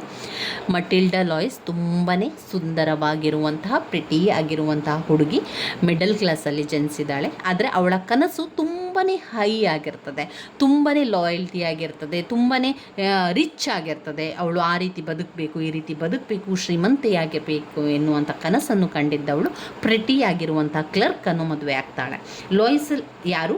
ಗೌರ್ಮೆಂಟ್ ಎಂಪ್ಲಾಯಿ, ಬೋರ್ಡ್ ಆಫ್ ಎಜುಕೇಷನ್ನ ಗೌರ್ಮೆಂಟ್ ಆಫೀಸಲ್ಲಿ ಕ್ಲರ್ಕ್ ಆಗಿ ಕೆಲಸ ಮಾಡುವಂತಹ ಒಳ್ಳೆಯ ಹುಡುಗ ಲಾಯ್ಸೆಲ್. ಇವಳು ಮದುವೆ ಆದ ನಂತರ ಯಾವ ರೀತಿ ಜೀವನವನ್ನು ಮಾಡ್ತಾ ಇರ್ತಾಳೆ ಅಂತ ಹೇಳಿದರೆ, ಕೈ ಕಾಲಿಗೆ ಎಲ್ಲ ಕೆಲಸದವರನ್ನು ಇಟ್ಕೊಳ್ತಾಳೆ. ಅಡುಗೆ ಮಾಡಲಿಕ್ಕೆ ಒಬ್ಬರು ಕೆಲಸದವರು, ಮನೆ ಕೆಲಸಗಳಿಗೆ ಒಬ್ಬ ಕೆಲಸದವರು, ಆಮೇಲೆ ತನ್ನ ಕೆಲಸಗಳನ್ನು ಮಾಡಲಿಕ್ಕೆ ಕೆಲಸದವರು, ಈ ರೀತಿಯಾಗಿ ಸಂಪೂರ್ಣವಾಗಿ ಎಲ್ಲದಕ್ಕೂ ಕೂಡ ಕೆಲಸದವರನ್ನು ಇಟ್ಟುಕೊಂಡು ತಾನು ರಾಣಿಯಂತೆ ಜೀವನವನ್ನು ಕಳೀತಾ ಇರ್ತಾಳೆ. ಯಾಕಂದರೆ ಅವಳಿಗೆ ಅದಿಷ್ಟ, ಅವಳು ಖುಷಿಯಾಗಿರುವಂಥದ್ದು ಅಂತ ಹೇಳಿದರೆ, ಅವಳು ಆ ರೀತಿಯಾಗಿದ್ದರೆ ಅವಳು ಖುಷಿಯಾಗಿರ್ತಾಳೆ ಎನ್ನುವಂಥ ಫೀಲ್ ಅವಳಿಗೆ ಇರ್ತದೆ. ತಾನು ಲಾಯಲ್ ಆಗಿದ್ದೇನೆ, ನಾನು ಶ್ರೀಮಂತೆಯಾಗಿದ್ದೇನೆ, ನಾನು ಶ್ರೀಮಂತಿಕೆಯಿಂದ ಇರುವಂಥದ್ದು, ನಾನು ಇದೇ ರೀತಿ ಇರಬೇಕು ಅಂತ ಹೇಳಿ ಅವಳು ಅದೇ ರೀತಿ ಇರ್ತಾಳೆ. ಅದಕ್ಕೆ ಅವನು ಲಾಯ್ಸೆಲ್ ಗಂಡ ಏನು ಕೂಡ ಹೇಳೋದಿಲ್ಲ, ಅವಳಿಗೆ ಬೇಕಾದ ರೀತಿಯಲ್ಲಿ ಇರಲಿಕ್ಕೆ ಅವಕಾಶವನ್ನು ಕೂಡ ಮಾಡಿಕೊಡ್ತಾನೆ. ಇಂತಹ ಸಂದರ್ಭದಲ್ಲಿ ಏನಾಗ್ತದೆ ಅಂತ ಹೇಳಿದರೆ, ಒಂದು ದಿವಸ ಲಾಯ್ಸೆಲ್ ಅವರ ಗೌರ್ಮೆಂಟ್ ಆಫೀಸ್ನಲ್ಲಿ ಒಂದು ಫಂಕ್ಷನ್ ಇರ್ತದೆ. ಆ ಫಂಕ್ಷನ್ನ ಇನ್ವಿಟೇಷನ್ ಕಾರ್ಡನ್ನು ಲಾಯ್ಸೆಲಲ್ಲಿ ಕೊಟ್ಟು ಕಳಿಸಿರ್ತಾರೆ. ಅದನ್ನು ತಂದು ಲಾಯ್ಸೆಲ್ ಏನು ಮಾಡ್ತಾರೆ, ತನ್ನ ಹೆಂಡತಿಯಾದಂಥ ಮೆಟಿಲ್ಡಾ ಲಾಯ್ಸೆಲ್ಗೆ ತಂದು ಕೊಡ್ತಾನೆ. ಈ ರೀತಿಯಾಗಿ ನಮ್ಮ ಆಫೀಸ್ ಫಂಕ್ಷನಿಗೆ ನಮಗೆ ಇನ್ವಿಟೇಷನ್ ಇದೆ, ತುಂಬಾ ಅದ್ಭುತವಾದ ಒಂದು ಫಂಕ್ಷನ್ ಮತ್ತು ತುಂಬ ಶ್ರೀಮಂತಿಕೆಯನ್ನು ಹೊಂದಿರುವಂತಹ ಒಂದು ಫಂಕ್ಷನ್ ಆಗಿದೆ, ಅಲ್ಲಿಗೆ ತುಂಬ ದೊಡ್ಡ ರಿಚ್ ಪರ್ಸನ್ ಅವರು ಮಾತ್ರ ಬರುವಂಥದ್ದು ಅಂತ ಅವನು ಹೇಳಿರ್ತಾನೆ. ಇದನ್ನು ನೋಡಿದಂತಹ ಮೆಟಿಲ್ಡಾ ಏನು ಮಾಡ್ತಾಳೆ, ಆ ಒಂದು ಇನ್ವಿಟೇಷನ್ ಕಾರ್ಡನ್ನು ಬಿಸಾಡಿ ಕೂಗ್ತಾಳೆ, ಬೊಬ್ಬೆ ಹಾಕ್ತಾಳೆ. ಯಾಕೆಂದರೆ ಈ ಒಂದು ಫಂಕ್ಷನಿಗೆ ಹೋಗುವಂಥ ಅರ್ಹತೆ ನನಗಿಲ್ಲ, ನನ್ನಲ್ಲಿ ಅದಕ್ಕೆ ಬೇಕಾದಂಥ ಡ್ರೆಸ್ ಇಲ್ಲ, ಅದಕ್ಕೆ ಬೇಕಾದಂಥ ಒಡವೆ ಇಲ್ಲ. ಯಾಕಂದರೆ ಇಲ್ಲಿಗೆ ಶ್ರೀಮಂತ ವ್ಯಕ್ತಿಗಳು ಮಾತ್ರ ಆ ಒಂದು ಪಾರ್ಟಿಗೆ ಬರುವಂಥದ್ದು. ಪಾರ್ಟಿ ಅದೊಂದು ಪಾರ್ಟಿ, ಅದೊಂದು ಫಂಕ್ಷನ್ ಅದು. ಆ ಒಂದು ಫಂಕ್ಷನ್ನಿಗೆ ಬರಲಿಕ್ಕೆ ನನ್ನಲ್ಲಿ ಯಾವುದೇ ರೀತಿಯ ಡ್ರೆಸ್ ಇಲ್ಲ, ಜ್ಯುವೆಲ್ಸ್ ಇಲ್ಲ ಅಂತ ದುಃಖ ಪಡ್ತಾಳೆ. ಅವಳು ಅನ್ಹ್ಯಾಪಿ ಅಬೌಟ್ ಹರ್. ಅವಳು ತುಂಬಾ ದುಃಖ ಪಡ್ತಾಳೆ ಆ ಒಂದು ಕಾರಣಕ್ಕೆ. She dreams rich dresses, jewels and high society and frustrated with her plain life. One night her husband brings her an invitation to a ball to be hosted by the minister himself, the palace of minister. She lack of suitable gown to wear for the occasion. ಅವಳು ಹೇಳ್ತಾಳೆ, ನನ್ನಲ್ಲಿ ಅದಕ್ಕೆ ತಕ್ಕಂಥ ಒಂದು ಹಾಕಲಿಕ್ಕೆ gown ಇಲ್ಲ, ನಾವೊಂದು ಪಾರ್ಟಿಗೆ ಹಾಕುವಂಥ ಗೌನ್ ನನ್ನಲ್ಲಿಲ್ಲ. ಅಲ್ಲಿಗೆ ಎಲ್ಲರೂ ಮಿನಿಸ್ಟರ್ನವರೆಲ್ಲ ಬರ್ತಾರೆ, ದೊಡ್ಡ ದೊಡ್ಡ ವ್ಯಕ್ತಿಗಳು ಬರ್ತಾರೆ, ಶ್ರೀಮಂತ ವ್ಯಕ್ತಿಗಳು ಬರ್ತಾರೆ, ನಾನು ಹೇಗೆ ಹೋಗುವಂಥದ್ದು, ನನ್ನಲ್ಲಿ ಅದಕ್ಕೆ ಬೇಕಾದಂಥ ಸುಟಿಯೇಬಲ್ ಆದಂತಹ ಒಂದು ಗೌನ್ ಇಲ್ಲ, ನಾನೇನು ಮಾಡಲಿ ಅಂತ ದುಃಖ ಪಡ್ತಾಳೆ, ನೋವು ಪಡ್ತಾಳೆ. ಇದನ್ನು ಕಂಡಂತಹ ಹಸ್ಬೆಂಡ್ ಏನು ಮಾಡ್ತಾನೆ, ಅವನಿಗೂ ಕೂಡ ತುಂಬ ಬೇಜಾರಾಗ್ತದೆ, ಹೌದಲ್ವಾ ಅವಳಲ್ಲಿ ಇಲ್ಲ, ನಾನೇನು ಮಾಡಲಿ ಅಂತ ಅಂದ್ಕೊಂಡು ಅವನು ಹೇಳ್ತಾನೆ, ನಾನು ಸೇವಿಂಗ್ ಮಾಡಿರುವಂತಹ 400 ಫ್ರಾನ್ಸ್, ಈಗ ಅವರು ಅವನಲ್ಲಿ 400 ಫ್ರಾನ್ಸ್ನಷ್ಟು ದುಡ್ಡು ಸೇವ್ ಮಾಡಿರ್ತಾನೆ. ಯಾಕಂದರೆ ಅವನಿಗೋಸ್ಕರ ಅದನ್ನು 400 ಪೌಂಡ್ನಷ್ಟು ಫ್ರಾನ್ಸ್ನಷ್ಟು ಸೇವ್ ಮಾಡಿರುವಂಥದ್ದು. ಯಾಕಂದರೆ ಅವನಿಗೆ ಆ ಒಂದು ಬೇಟೆಯಾಡುವಂತಹ ಒಂದು ಗನ್ ಬೇಕು ಅಂತ, ಆ ಗನ್ನನ್ನು ತೆಗಿಬೇಕು ಅಂತ ಅವನು ಆಸೆಯಿಂದ ಅದನ್ನು ತೆಗೆದಿಟ್ಟಿರ್ತಾನೆ. ಯಾಕಂದರೆ ಅವನ ಫ್ರೆಂಡ್ಸ್ ಎಲ್ಲರೂ ಕೂಡ ಹೋಗುವ ಹವ್ಯಾಸವನ್ನು ಇಟ್ಕೊಂಡಿರ್ತಾರೆ. ಲಾಯ್ಸೆಲ್ ಮತ್ತು ಅವನ ಫ್ರೆಂಡ್ಸರೆಲ್ಲ ಬೇಟೆಯಾಡಲಿಕ್ಕೆ ಹೋಗ್ತಾನೆ ಇರ್ತಾರೆ. ಅವರ ಕೈಯಲ್ಲೆಲ್ಲ ಗನ್, ಆ ಒಂದು ಬೇಟೆಯಾಡುವಂಥ ಗನ್ ಇರ್ತದೆ, ಅದನ್ನು ತಗೊಳ್ಬೇಕು, ಅದನ್ನು ಪರ್ಚೇಸ್ ಮಾಡಬೇಕು ಎನ್ನುವ ಕಾರಣದಿಂದ ಅವನೇನು ಮಾಡ್ತಾನೆ, ಸ್ವಲ್ಪ ಹಣವನ್ನು ಕೂಡಿಟ್ಟು 400 ಫ್ರಾನ್ಸ್ನಷ್ಟು ಹಣವನ್ನು ಮಾಡಿಟ್ಟಿರ್ತಾನೆ. ಈ ಮಾಡಿದ್ದನ್ನು ಅವನು ಅನಿಸ್ತದೆ, ಮೆಟಿಲ್ಡಾಳಿಗೆ ಹಾಕಲಿಕ್ಕೆ ಗೌನ್ ಇಲ್ಲ, ಆ ಒಂದು ದೊಡ್ಡ ಫಂಕ್ಷನಿಗೆ ನಾವು ಹೋಗ್ತಾ ಇದ್ದೇವಳು, ಅವಳು ಅಷ್ಟು ದುಃಖ ಪಡ್ತಾ ಇದ್ದಾಳೆ, ನಾನು ಇದನ್ನು ಕೊಟ್ಟು ಬಿಡುವ, ಮುಂದಿನ ಸಲ ನಾನು ಅದನ್ನು ಖರೀದಿ ಮಾಡ್ತೇನೆ ಅಂತ ಅವನ ಆ ಒಂದು ತುಂಬು ಹೃದಯದಿಂದ ಅಥವಾ ಒಳ್ಳೆಯ ಗುಣದಿಂದ ಅವನು ಆ 400 ಫ್ರಾನ್ಸನ್ನು ಅವಳಿಗೆ ಕೊಟ್ಟು, ನೋಡು ನಿನಗೆ ಈ 400 ಫ್ರಾನ್ಸನ್ನು ನಾನು ಕೊಡ್ತಾ ಇದ್ದೇನೆ, ನಿನಗೆ ಬೇಕಾದ ರೀತಿಯ ಒಂದು ಗೌನನ್ನು ತಗೋ, ನಮಗೆ ಆ ಒಂದು ಫಂಕ್ಷನಿಗೆ ಹೋಗುವಂಥ ಗೌನನ್ನು ತಗೋ ಅಂತ ಹೇಳ್ತಾನೆ. ಅದಕ್ಕೆ ಒಪ್ಪಿಕೊಂಡಂತಹ ಖುಷಿ ಆಗ್ತದೆ ಯಾರಿಗೆ, ಮಟಿಲ್ಡಾ ಲಾಯ್ಸಲ್ಲಿಗೆ. ಆ 400 ಫ್ರಾನ್ಸ್ ಅಂತ ತಗೊಂಡು ಬೇಕಾದಂತಹ ಒಂದು ಗೌನನ್ನು ತಗೊಳ್ತಾಳೆ. ಅದಾದ ನಂತರ ಕೂಡ ಅವಳಿಗೆ ತೃಪ್ತಿ ಇರುವುದಿಲ್ಲ, ಖುಷಿ ಇರುವುದಿಲ್ಲ, ಇನ್ನೂ ದುಃಖ ಪಡ್ತಾಳೆ. ಅಯ್ಯೋ ನನಗೆ ಇದಕ್ಕೆ ಈಗ ಗೌನ್ ಇದೆ, ಈಗ ಇದಕ್ಕೆ ಹಾಕಲಿಕ್ಕೆ ನನ್ನ ಹತ್ರ ನೆಕ್ಲೆಸ್ ಇಲ್ಲ, ನನಗೆ ಅದಕ್ಕೆ ಸೂಟೇಬಲ್ ಆದಂತಹ ಜ್ಯುವೆಲ್ಲರಿ ಇಲ್ಲ ಅಂತ ದುಃಖ ಪಡ್ತಾಳೆ. ಇದನ್ನು ಕೂಡ ಅರ್ಥಕೊಂಡಂತಹ ಲಾಯ್ಸೆಲ್, ಈಗ ನನ್ನಲ್ಲಿ ಅಷ್ಟೊಂದು ದುಡ್ಡಿಲ್ಲ, ನಾವೇನು ಮಾಡುವ, ನಿನಗೆ ಅದನ್ನು ಹಾಕೊಳ್ಳಿ ಬೇಕು ಅಂತಾದರೆ ನೀನು ನಿನ್ನ ಗೆಳತಿಯಾದಂತಹ ನಿನ್ನ ಗೆಳತಿಯಾದಂತಹ ಫಾರೆಸ್ಟರ್ ಬಳಿಯಲ್ಲಿ ಹೋಗಿ 1 ದಿವಸಕ್ಕೆ ಬಾಡಿಗೆಯಾಗಿ ತಗೋ, ಅವಳ ಒಂದು ನೆಕ್ಲೇಸನ್ನು, ಯಾವುದಾದ್ರೂ ಒಂದು ನೆಕ್ಲೇಸನ್ನು ಕೇಳಿ ಪಡೆದುಕೋ, ಆ 1 ದಿವಸ ಹಾಕಿ ನಾವು ಪಾರ್ಟಿಗೆ ಹಾಕಿ ಅದನ್ನು ವಾಪಸ್ ಅವಳಿಗೆ ಕೊಡ್ಬೋದು, ನೀನು ಆ ರೀತಿಯಾಗಿ ಹಾಕ್ಕೊಂಡು ಬರ್ಬೋದಲ್ವಾ ಅಂತ ಗಂಡ ಒಂದು ಸಜೆಷನ್ನು ಕೊಡ್ತಾನೆ. ಅದನ್ನು ಆಯಿತು ಅಂತ ಹೇಳಿಕೊಂಡು ಮಟಿಲ್ಡಾ ಲಾಯ್ಸೆಲ್ ಏನು ಮಾಡ್ತಾಳೆ, ಸರಿ ತನ್ನ ಗೆಳತಿಯ ಜೊತೆಯಲ್ಲಿ ಕೇಳಿಕೊಳ್ತೇನೆ ಅಂತ ಹೇಳಿ ಮಟಿಲ್ಡಾ ಏನು ಮಾಡ್ತಾಳೆ, ಫಾರೆಸ್ಟಿಯರ್ ಮನೆಗೆ ಹೋಗಿ ಫಾರೆಸ್ಟಿಯರ್ ಹತ್ರ ಕೇಳ್ತಾಳೆ, ಈ ರೀತಿಯಾಗಿ ನನಗೆ ಒಂದು ಫಂಕ್ಷನ್ ಪಾರ್ಟಿ ಇದೆ, ನನಗೆ ನಿನ್ನ ನೆಕ್ಲೆಸ್ ಯಾವುದಾದ್ರೂ ಒಂದು ನೆಕ್ಲೆಸನ್ನು ಕೊಡ್ತೀಯಾ, ನನಗೆ ಮರು ದಿವಸ ವಾಪಸ್ ಮಾಡ್ತೇನೆ ಅಂತ ಕೇಳ್ಕೊಳ್ತಾಳೆ. ಇದನ್ನು ತಿಳ್ಕೊಂಡಂಥ ಫಾರೆಸ್ಟರ್ ಹೇಳ್ತಾಳೆ, ಸರಿ ನಿನಗೆ ಯಾವ ನೆಕ್ಲೆಸ್ ಬೇಕು ಅದನ್ನು ಆಯ್ಕೆ ಮಾಡ್ಕೊ ಅಂತ ತನ್ನಲ್ಲಿರುವಂತಹ ಒಂದು 5-6 ನೆಕ್ಲೆಸನ್ನು ತೋರಿಸ್ತಾಳೆ. ಹಾಗೆ ಒಂದು ಡೈಮಂಡ್ ನೆಕ್ಲೆಸ್ ಇರ್ತದೆ ಅದರಲ್ಲಿ, ಅದನ್ನು ಅವಳು ಇಷ್ಟಪಡ್ತಾಳೆ. ಮಟಿಲ್ಡಾ ಲಾಯ್ಸೆಲ್, ನನಗೆ ಇದಾಗ್ಬೋದು, ನಾನು ನಿನಗೆ ಪಾರ್ಟಿಯಾದ ಮರು ದಿವಸ ನಿನಗೆ ತಂದು ಕೊಡ್ತೇನೆ ಅಂತ ಹೇಳ್ತಾಳೆ. ಸರಿ ಆಯಿತು, ನಿನಗೆ ಬೇಕಾದಂತ ತಗೊಂಡು ಹೋಗು ಅಂತ ಫಾರೆಸ್ಟಿಯರ್ ಕೊಟ್ಟು ಬಿಡ್ತಾಳೆ. ನಂತರ ಮಟಿಲ್ಡಾ ಅದನ್ನು ತಗೊಂಡು ಬಂದು ಆ ದಿವಸ ಪಾರ್ಟಿಗೆ ಹೋಗ್ತಾರೆ. ತುಂಬಾ ಎಂಜಾಯ್ ಮಾಡ್ತಾರೆ, ತುಂಬಾ ಖುಷಿ ಪಡ್ತಾರೆ. ಆ ಒಂದು ಪಾರ್ಟಿಯಲ್ಲಿ ಕ್ಲರ್ಕ್ ಆದಂತಹ ಲಾಯ್ಸೆಲ್ ಎಲ್ಲರಿಗೂ ತನ್ನ ಹೆಂಡತಿಯ ಪರಿಚಯವನ್ನು ಮಾಡಿಕೊಡ್ತಾನೆ. ಎಲ್ಲರೂ ಕೂಡ ಅವಳನ್ನು ಖುಷಿ ಪಡ್ತಾರೆ, ಎಲ್ಲರೂ ಕೂಡ ಅವಳ ಒಂದು ಬ್ಯೂಟಿಯನ್ನು ಹೊಗಳ್ತಾರೆ. ಅವಳು ಪ್ರೆಟಿಯಾಗಿದ್ಲು, ಅವಳು ಬ್ಯೂಟಿಫುಲ್ ಆಗಿದ್ಲು, ಎಲಿಗೆಂಟ್ ಆಗಿದ್ಲು. ಅದನ್ನು ಆ ಒಂದು ಫಂಕ್ಷನಿಗೆ ಬಂದಂಥ ಪಾರ್ಟಿಗೆ ಬಂತಹ ಪ್ರತಿಯೊಬ್ಬರೂ ಕೂಡ ಏನು ಮಾಡ್ತಾರೆ, ಹೊಗಳ್ತಾರೆ, ಖುಷಿ ಪಡ್ತಾರೆ. ಇದನ್ನು ಕೂಡ ಇದರಿಂದಾಗಿ ಅವಳಿಗೂ ಕೂಡ ತುಂಬಾ ಖುಷಿಯಾಗ್ತದೆ. ತುಂಬಾ ಖುಷಿಯಾಗಿ ನಂತರ ಪಾರ್ಟಿಯೆಲ್ಲ ಮುಗಿಸಿದ ಮೇಲೆ ಮನೆಗೆ ಬರ್ತಾರೆ. ಮನೆಗೆ ಬರುವಂಥ ಸಂದರ್ಭದಲ್ಲಿ ಅವಳು ತನ್ನ ಕೊರಳಿಗೆ ಕೈ ಹಾಕಿ ನೋಡ್ತಾಳೆ. ನೋಡಬೇಕಾದ್ರೆ ಒಂದು ಶಾಕ್ ಆಗಿರ್ತದೆ, ನೆಕ್ಲೆಸ್ ಮಿಸ್ ಆಗಿರ್ತದೆ. ನೆಕ್ಲೆಸ್ ಕಳೆದೋಗಿರ್ತದೆ ಆ ಪಾರ್ಟಿಯಲ್ಲಿ. ಎಲ್ಲಿ ಕಳೆದೋಗಿರ್ತದೆ ಅಂತ ಅವಳು ಹೇಳ್ತಾಳೆ ಲೋಯಿಸಲ್ಲಿ, ನೋಡು ನನ್ನ ನೆಕ್ಲೆಸ್ ಕಾಣ್ತಾ ಇಲ್ಲ, ನನ್ನ ನೆಕ್ಲೆಸ್ ಎಲ್ಲಿ ಹೋಯಿತು ಅಂತ. ಮನೆಗೆ ತಲುಪಿರ್ತಾರೆ, ಮನೆಗೆ ಬಂದು ನೋಡಬೇಕಾದ್ರೆ ಎಲ್ಲಿಯೂ ಕೂಡ ನೆಕ್ಲೆಸ್ ಇರೋದಿಲ್ಲ. ಎಲ್ಲ ಕಡೆ ಹುಡುಕ್ತಾರೆ. ಮನೆ ಸಂಪೂರ್ಣ ಹುಡುಕಿದ ನಂತರ ಲಾಯ್ಸಲ್ಲಿ ಏನು ಮಾಡ್ತಾನೆ, ನೇರವಾಗಿ ಪಾರ್ಟಿ ಹಾಲಿಗೆ ಹೋಗ್ತಾನೆ. ಪಾರ್ಟಿ ಹಾಲಲ್ಲಿ ಕೂಡ ಎಲ್ಲವನ್ನು ಹುಡುಕ್ತಾರೆ, ಎಲ್ಲ ಕಡೆಯಲ್ಲೂ ಹುಡುಕ್ತ ನಂತರ ಎಲ್ಲೂ ಕೂಡ ಮಟಿಲ್ಡಾನವರ ನೆಕ್ಲೆಸ್, ಡೈಮಂಡ್ ನೆಕ್ಲೆಸ್ ಸಿಗೋದಿಲ್ಲ. ಈಗ ಶಾಕ್ ಆಗ್ತದೆ ಗಂಡ ಹೆಂಡತಿಗೆ ಇಬ್ಬರಿಗೂ ಕೂಡ ತುಂಬಾ ಶಾಕ್ ಆಗ್ತದೆ. ಯಾಕಂದರೆ ಒಂದು ಡೈಮಂಡ್ ನೆಕ್ಲೆಸನ್ನು ನಾವು ತಗೊಂಡು ಬಂದಿದ್ದೇವೆ, ಇನ್ನು ಅದನ್ನು ವಾಪಸ್ ನಾವು ಕೊಡಬೇಕು ಅಂತಾದರೆ ನಾವು 40,000 ಫ್ರಾನ್ಸನ್ನು ತಗೊಂಡು ನೆಕ್ಲೆಸ್, ಅದು ಡೈಮಂಡ್ ನೆಕ್ಲೆಸ್ಸಿಗೆ. ಅದರಿಂದ ಅಲ್ಲಿನ ಒಂದು ಫ್ರಾನ್ಸಿಂದು ಇನ್ನೇನು ಮಾಡೋದು ಅಂತ ಹೇಳ್ತಾರೆ. ಎಲ್ಲ ಕಡೆ ಹುಡುಕ್ತಾರೆ, ಸಿಗೋದಿಲ್ಲ. ಲಾಯ್ಸಲ್ ಹೇಳ್ತಾನೆ, ನೋಡು ನಿನ್ನ ಫ್ರೆಂಡಿಗೆ ಹೇಳು, ಫಾರೆಸ್ಟರಿಗೆ, ನಾನು ನೆಕ್ಲೆಸನ್ನು 1 ದಿವಸ ನಂತರ ತಗೊಂಡು ಬರ್ತೇನೆ, ಅದೊಂದು ಸ್ವಲ್ಪ ಕಟ್ಟಾಗಿದೆ, ಅದನ್ನು ಸರಿ ಮಾಡಿಸಿ ನಿನಗೆ ಕೊಡ್ತೇನೆ ಅಂತ ಹೇಳಿಬಿಡು ಅಂತ ಹೇಳ್ತಾನೆ. ಅದೇ ರೀತಿಯಾಗಿ ಮಟಿಲ್ಡಾ ಲಾಯ್ಸಲ್ ತನ್ನ ಗೆಳತಿಯ ಫಾರೆಸ್ಟರ್ ಹತ್ರ ಹೇಳ್ತಾಳೆ, ನೋಡು ನಿನ್ನ ನೆಕ್ಲೆಸನ್ನು 1 ದಿವಸ ಬಿಟ್ಟು ನಾನು ಒಂದು ದಿವಸ ಅಲ್ಲ 1 ವಾರ ಬಿಟ್ಟು ಕೊಡ್ತೇನೆ, ಆಗ ಅದನ್ನು ರಿಪೇರಿ ಮಾಡಿ, ಅಲ್ಲಿ ಸ್ವಲ್ಪ ಒಂದು ಸಣ್ಣ ಕಟ್ಟಾಗಿದೆ, ಅದನ್ನು ಸರಿ ಮಾಡಿ ನಿನಗೆ ನಾನು ವಾಪಸ್ ಕೊಡ್ತೇನೆ 1 ವಾರಗಳ ಕಾಲ ನಂತರ ಅಂತ. ಆಯಿತು ಅಂತ ಹೇಳ್ತಾಳೆ. ಅದಾದ ನಂತರ ಏನಾಗ್ತದೆ ಅಂತ ಹೇಳಿದರೆ, 1 ವಾರಗಳ ಕಾಲ ಪೊಲೀಸ್ ಕಂಪ್ಲೇಂಟನ್ನು ಕೊಡ್ತಾರೆ. ಎಲ್ಲ ಕಡೆ ಹುಡುಕ್ತಾರೆ, ಪಾರ್ಟಿ ಹಾಲ್ಗಳಲ್ಲಿ ಹುಡುಕ್ತಾರೆ, ದಾರಿಗಳಲ್ಲಿ ಹುಡುಕ್ತಾರೆ, ಎಲ್ಲ ಕಡೆ ಲಾಯ್ಸಲ್ ಮತ್ತು ಮಟಿಲ್ಡಾ ಇಬ್ಬರು ಕೂಡ 1 ವಾರಗಳ ಕಾಲ ತುಂಬಾ ಹುಡುಕ್ತಾರೆ. ಆದರೆ ಎಲ್ಲೂ ಕೂಡ ನೆಕ್ಲೆಸ್ ಸಿಗೋದೇ ಇಲ್ಲ. ನೆಕ್ಲೆಸ್ ಸಿಗದಿದ್ದಂಥ ಸಂದರ್ಭದಲ್ಲಿ ಏನು ಮಾಡ್ತಾರೆ ಅಂತ ಹೇಳಿದರೆ, ಈಗ ಲಾಯ್ಸಲ್ಲಿಗೆ ಅನಿಸ್ತದೆ, ಬೇರೆಯವರ ನೆಕ್ಲೆಸನ್ನು ನಾವು ತಗೊಂಡು ಬಂದಿದ್ದೇವೆ, ಇನ್ನು ಅದನ್ನು ವಾಪಸ್ ಕೊಡೋದಿದ್ದರೆ ಅದು ಒಂದು ಚಂದ ಅಲ್ಲ, ನಾವೇನು ಮಾಡುವ, ನಾನು ಸ್ವಲ್ಪ ಸಾಲ ಮಾಡ್ತೇನೆ, ಸಾಲ ಮಾಡಿ ಅವಳ ನೆಕ್ಲೆಸನ್ನು ಕೊಡುವ ಅಂತ ಹೇಳಿ ಅವರು ಜ್ಯುವೆಲ್ಲರಿ ಶಾಪಿಗೆ ಹೋಗ್ತಾರೆ. ಅದೇ ಥರದ ಡೈಮಂಡ್ ನೆಕ್ಲೆಸನ್ನು ಪರ್ಚೇಸ್ ಮಾಡ್ತಾರೆ. 36,000 40,000 ನೆಕ್ಲೆಸ್. ಅದು ಸ್ವಲ್ಪ ಅವನಲ್ಲಿ ದುಡ್ಡು ಇರ್ತದೆ, ಆ ದುಡ್ಡನ್ನು ಕೊಟ್ಟು ಉಳಿದಿರುವಂಥದ್ದನ್ನು ಸಾಲ ಮಾಡ್ತಾರೆ, ಲೋನ್ ತಗೊಳ್ತಾರೆ. ಲೋನನ್ನು ಮಾಡಿ ಡೈಮಂಡ್ ನೆಕ್ಲೆಸನ್ನು ತಗೊಳ್ತಾರೆ. ಡೈಮಂಡ್ ನೆಕ್ಲೆಸ್, ಅದೇ ರೀತಿಯ ಡೈಮಂಡ್ ನೆಕ್ಲೆಸನ್ನು ತಗೊಂಡು ಬಂದು ಯಾರಿಗೆ ಕೊಡ್ತಾರೆ, ಫಾರೆಸ್ಟಿಯರಿಗೆ ಕೊಡ್ತಾರೆ. ಫಾರೆಸ್ಟಿಯರಿಗೆ ಕೊಟ್ಟು ಬರ್ತಾರೆ. ಈಗ ಅವರ ಕೈಯಲ್ಲಿ ಎಲ್ಲ ದುಡ್ಡು ಖಾಲಿಯಾಗಿದೆ ಅಲ್ವಾ, ಸೇವಿಂಗ್ಸು ಕೂಡ ಖಾಲಿಯಾಗಿದೆ.